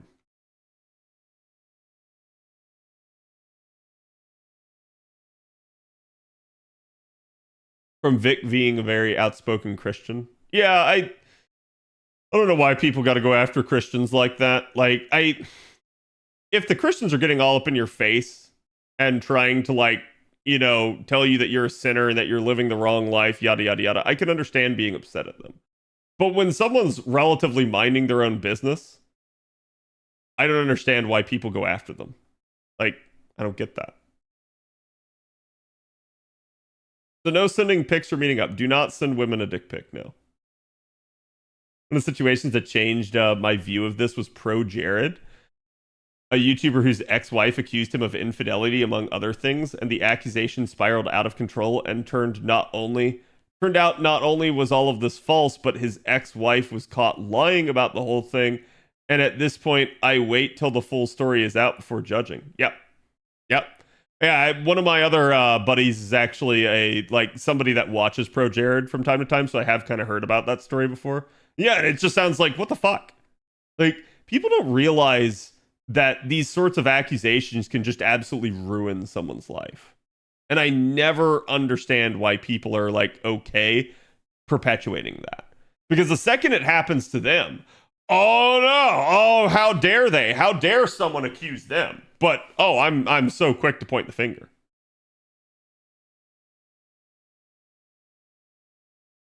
I think in a digital setting where a platform has TOS requiring 18 plus and minors lying about being 18 plus while everyone maintains anonymity, it's just a can of worms that will constantly happen in the foreseeable future. Yeah, and where I can say that Dr. Disrespect is a scumbag that fucked up is, yeah, he was absolutely sliding into girls' DMs and cheating on his wife.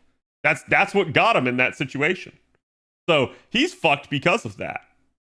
Level 120 Castoria Legend, thank you, Priest. Appreciate it. Yes, I am in progress trying to do that.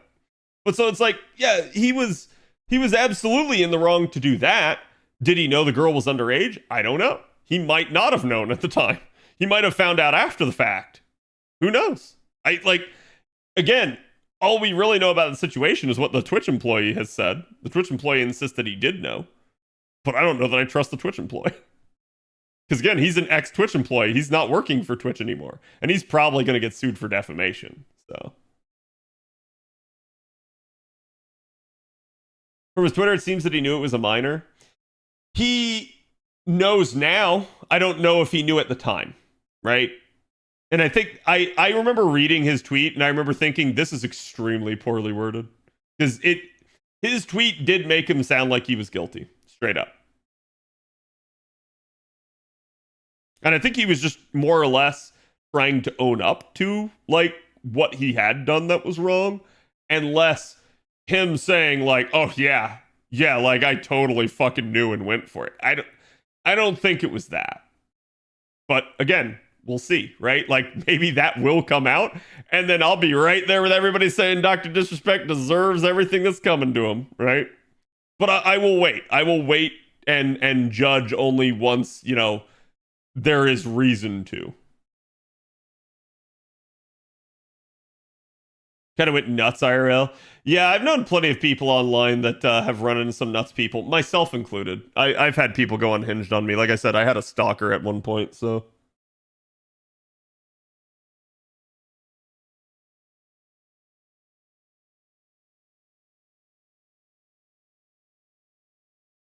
Make sure no one else messes with me. Yeah. Good. Which makes it look real bad. Oh yeah, I agree.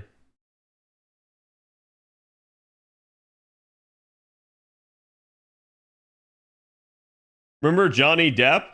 Remember Amber Turd? I'm sorry, and who knows? Johnny Depp might have been a total asshole in that situation, but goddamn, the other side was no saint. We need harsher punishments on false accusations.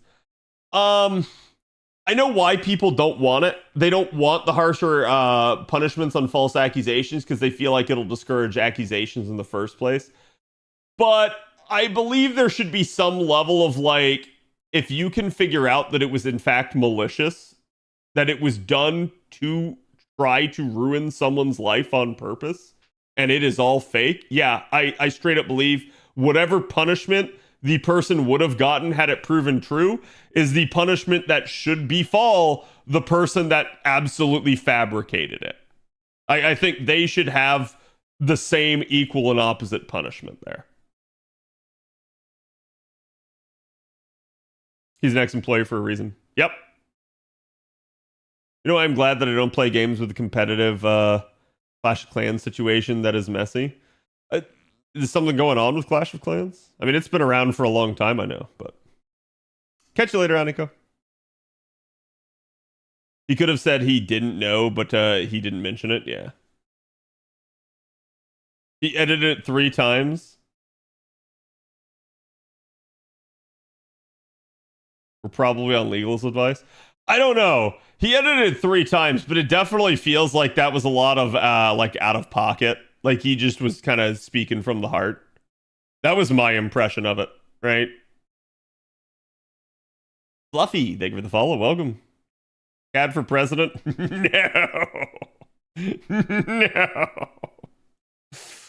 No. Dear God, please no. Cad, I don't often toot my horn for how smart I am, but dear God, I am smart enough to know not to do that. I think the issue is that a lot of guys just don't get day-to-day kindness. So when somebody does treat them with it, they take it to mean more than it is. Yeah, you're not wrong. As somebody that does not receive a lot of day-to-day kindness, I agree. I think the only thing that tempers me is I have had instances in the past where I was more popular. I did have people being interested in me. So I do kind of know that difference. I was socially developed enough to be able to spot it. But I understand that not everyone is. So it's like, I can be a little bit more okay with like younger guys. The ones that I don't understand are like the older guys that sit there and they're still just constantly trying. And I'm just like, you know, you should know better. You should absolutely know better. I think someone was asking me before if I've ever been rejected. I have been rejected. Several times, in fact. It happens. Like, even if you feel like you're good looking, you might not be of interest to someone else. Doesn't matter. You just might not be their type. You might not be the personality that they're looking for. So for whatever the reason is, you can get rejected. Johnny Depp case was crazy. Yep. Impressive because he won the hard mode version of defamation, which is with malice. Yeah. And again, I think it's pretty obvious that she did have malice in that situation. She straight up was like just trying to ruin him.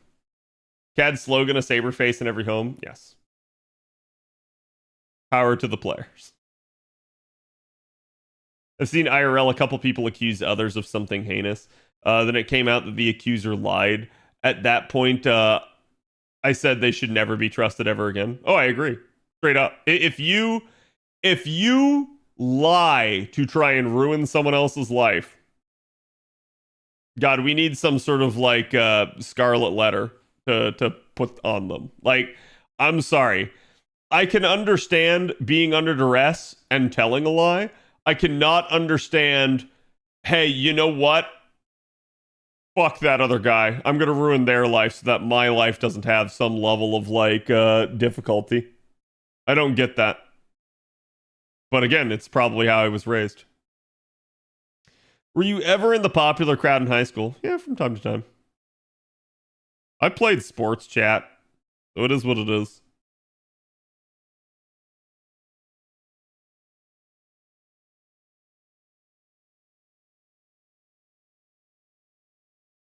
Nick Ricetta was researching that case too before he went downhill. Huh? I used to watch he went kind of nutty. What? I do follow politics. There's one situation I'm following right now, not because of politics, is because the situation is hilarious. Gay furry hackers versus the Heritage Foundation. Oh man, those conversations are hilarious. Yeah, I mean, I'm just not going to get into that sort of stuff. Like, in general, like, don't get me wrong, chat. Everybody has political leanings, but I usually am going to try to keep that out of stream as much as possible. Like, forgive me if I just don't humor stuff like that. It got bad for him. It's sad to see because I've watched some of his stuff. Yeah. Had played sports ball? No way. Did you ever throw a hat trick? I never threw a no-hitter, but I was very close. I had a one-hitter. Does Ark's name change based on ascension and battle? Yes, I think.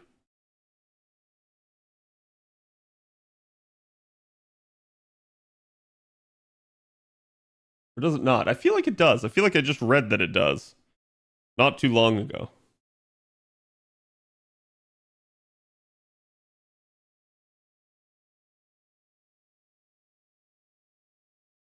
Politics can ruin a non-political channel. Yeah, straight up. Like, it's just, please don't take it the wrong way ever, chat. But like, especially we've got the elections coming up here in America, and it's like I'm going to, if anything, try to stay as far away from that shit as possible, because that is just going to be a shit show. So I am just not going to want to involve anything in this channel in any way, shape, or form with that, because again, this channel's supposed to be, you know, entertainment, it's supposed to be relaxing, it's supposed to be an escape, not a reminder of your current life that you can get, you know, 24/7 when you're not on this channel. I feel like it only makes enemies. Exactly. Cat, you watching any anime this season? I have been. I'm watching the Suicide Squad Isekai. It's gotten better. It's okay still. To me, that shows like a 7 out of 10. It's just okay. Harley absolutely makes the show as far as I'm concerned. It's one of the best like renditions of her to me, because she's not like completely psychotic. And then I'm watching let me see what else.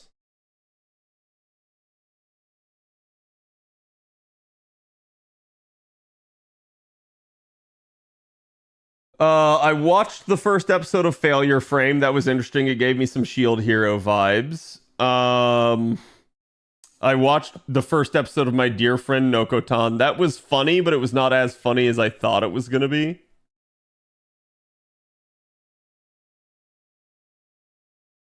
Hmm.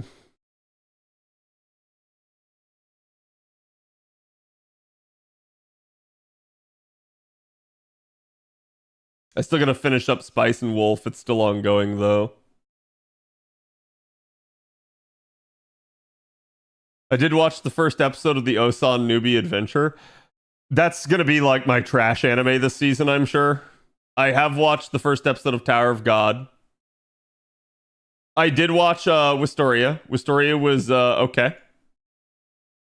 Like, keep in mind, chat, most of these are first episodes, so it's like I'm withholding judgment right now. And it's just like I'll continue to watch them unless they're just actual bad trash.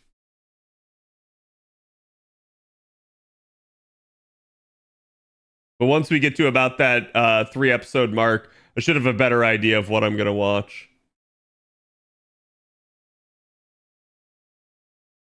I heard the Elusive Samurai just has like gay Ushi Wakamaru in it, which is Trump's just trying to get me to watch it. I have no idea what that means, but like, I did watch Plus Sized Elf. I had no idea when I started to watch it that it was a like ecchi thing, and I thought it was just maybe gonna be like thick women, but it's thick women.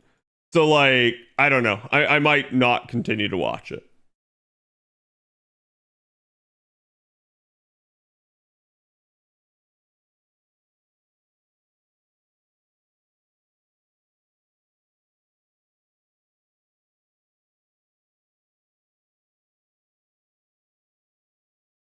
Yeah, and I think that's all I've watched so far.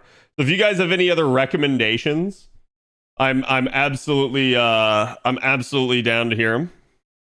Because like I don't have necessarily even a full slate yet for this season. Tower of God season 1 episode 1 was better than season 2's. Yeah, I gotta be honest, I watched the first episode of Tower of God and I was like, huh? Because I just like did not remember what was going on. And I think they changed the protagonist's appearance, so that's why I was like, huh? The entire time. Elf girl or Russian chick? I've heard the Russian one's a thing, but I have no idea like what it's about. Is it like a harem anime or something?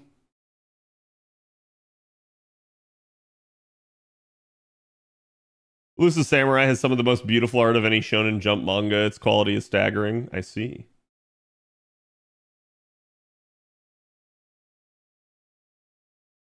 What do you do by thick women? So, overweight women is what I would say. Like, where if they did slim up, they would be thick and they would be attractive. But to me, they're like out of shape and like they have like beer guts and stuff like that. Did you watch Cafe Goddess season 1? I did not. I'll probably watch the anime. Yeah, I'm just gonna say like it may not be a thing for me, but it may be a thing for the rest of you. We'll see. I might watch the second episode. It just depends on what else I have going on. That anime, because it's ecchi, is relatively short though. So like it doesn't have like it's like 10, 15-minute episodes. Record of Lodos War. Hold on. When I said recommendations, I meant for the current season, not from 20 years ago.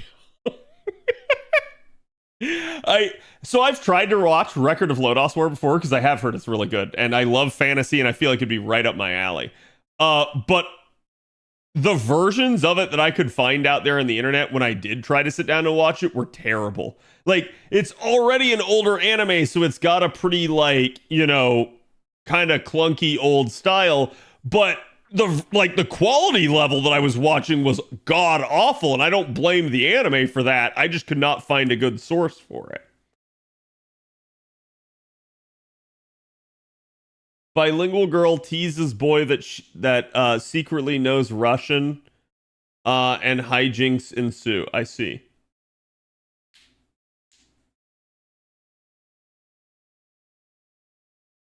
And I also recommend Failure Frame as junk food. I did like the first episode of Failure Frame so far. I have no idea where the manga is supposed to go for it. Older stuff is good. Yeah, that's what I'm saying though. It's like it was not an issue with it being old. I've watched chat. I have watched the 1979 Gundam. If I can watch that, I can watch anything. I've also watched Space Cobra. Okay, so like I have definitely watched some older animes. Older anime style doesn't bother me, but when the quality is bad, that will bother me. And I'm talking quite literally like the recording, right?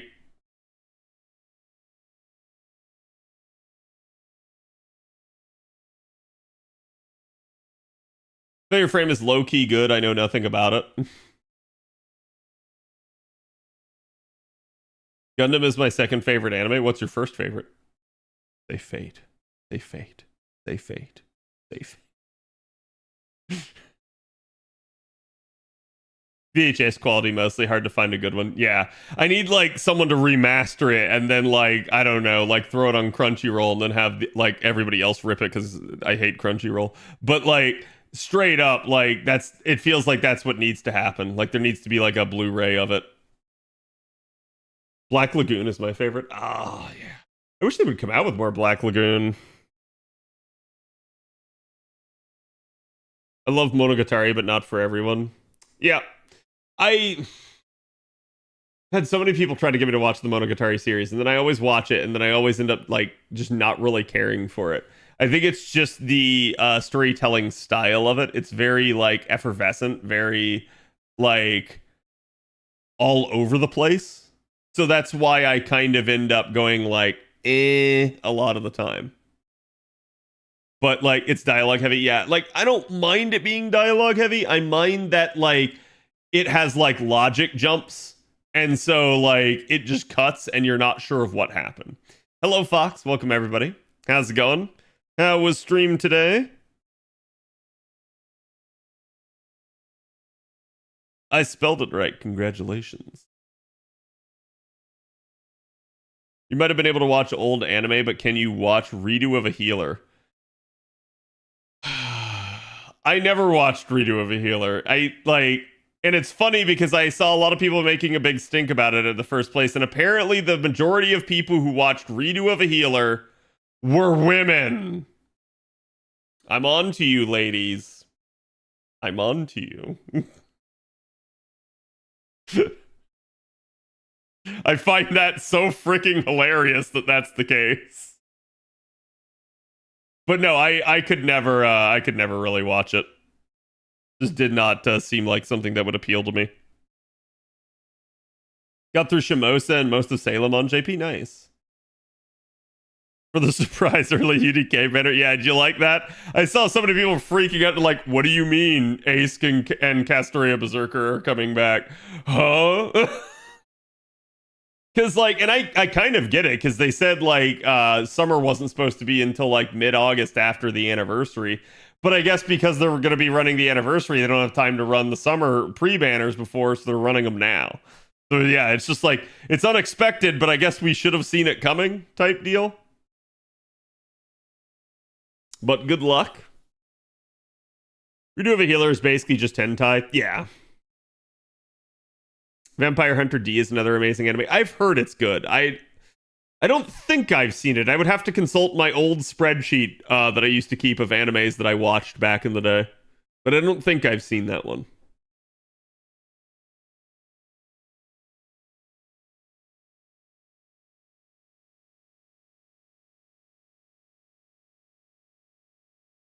Wait. I've heard this before. What is this from? Oh, I know what it's from. I know what it's from. Okay. I was like, man, where have I heard this before? And it's like, yep. Yeah, XXX Holic. Time to save Saint Courts again? Listen, you always are saving Saint Courts. You're never not, right? You just temporarily spend it down. From this season's anime, Isekai Suicide Squad is a great recommend. Like I said, I've watched it. I'm okay with it, but I feel like it's not a for everyone type of thing. Like I can easily see how some people would probably just groan that it's yet another like trash isekai. Whereas like I'm someone that doesn't mind isekai, so it's not a big deal to me. I also do like the heroes, so or sorry, anti-heroes in this case. So like I'm okay with it, but I can easily see how other people wouldn't be. And I feel like it's kind of mid. Like it's good, but not like crazy good, right?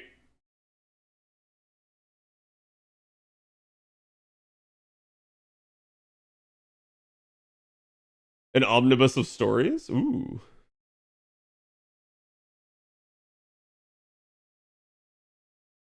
Dark fantasy action adventure? I see. No, I haven't heard of it. I think I can hit 1K savings on JP before it's Annie. Dear God, why? I mean, I guess you'll have enough for like two pities at that point, probably. It's very much a way to get the anime crowd into DC characters. I'm okay with that. Like I said, Harley, it's one of my favorite renditions of Harley that I've seen. But like, some of the other characters, I'm okay with.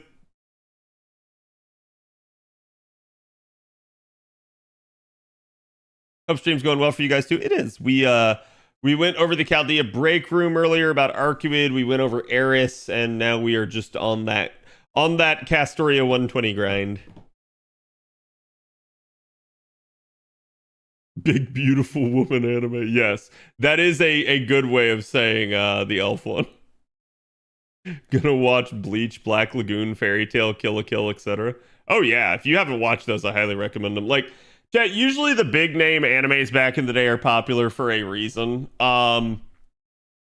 They might not all be your cup of tea, but it's worthy of at least checking out, right? Like that's something that I think we can all probably agree on. There's certainly animes where people like, for instance, I could say like Sao or Naruto or something like that, and a bunch of people would be like, "Oh God, no!" But like, no, I mean they were popular for a reason. They are still good. They still have good stories.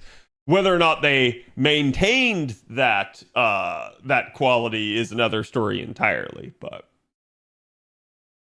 I've watched Kill la Kill like 10 times. Nice. Isekai Shikaku is going to be a fun one. Yeah. Like I said, I think because there's not that much big name stuff this season that I'm just going to like broaden my horizons and try to like watch a bunch of these. Because usually these are actually the seasons that I enjoy the most. It's usually with the big hype anime that I often find that they're kind of overhyped. But when you don't have a bunch of big hype anime, everyone's like, oh God, the season just sucks. And then I end up finding like all these diamonds in the rough that are like, hey, wow, this was really good. And then I end up liking a bunch of it. So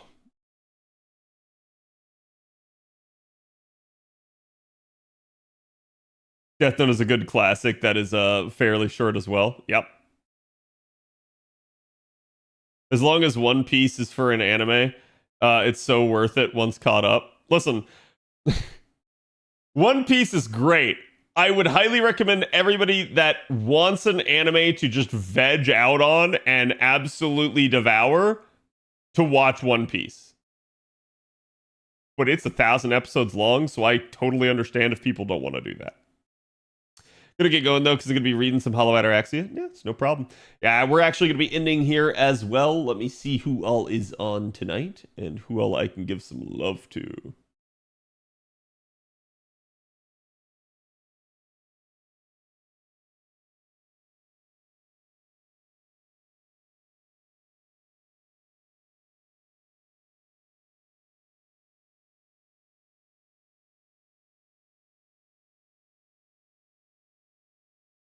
Ah, chat. Let me send you guys somewhere we've never been before. What do you say? Someone you guys might recognize.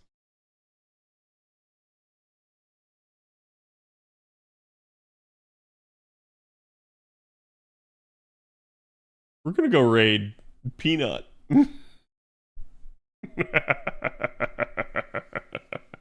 Anyways, he might freak out. Be nice. I'll be back tomorrow. We'll be covering Summer Scotty. So hope to see you guys then. In the meantime, have a good one. Go give Peanut my love and get on the Discord if you guys haven't already.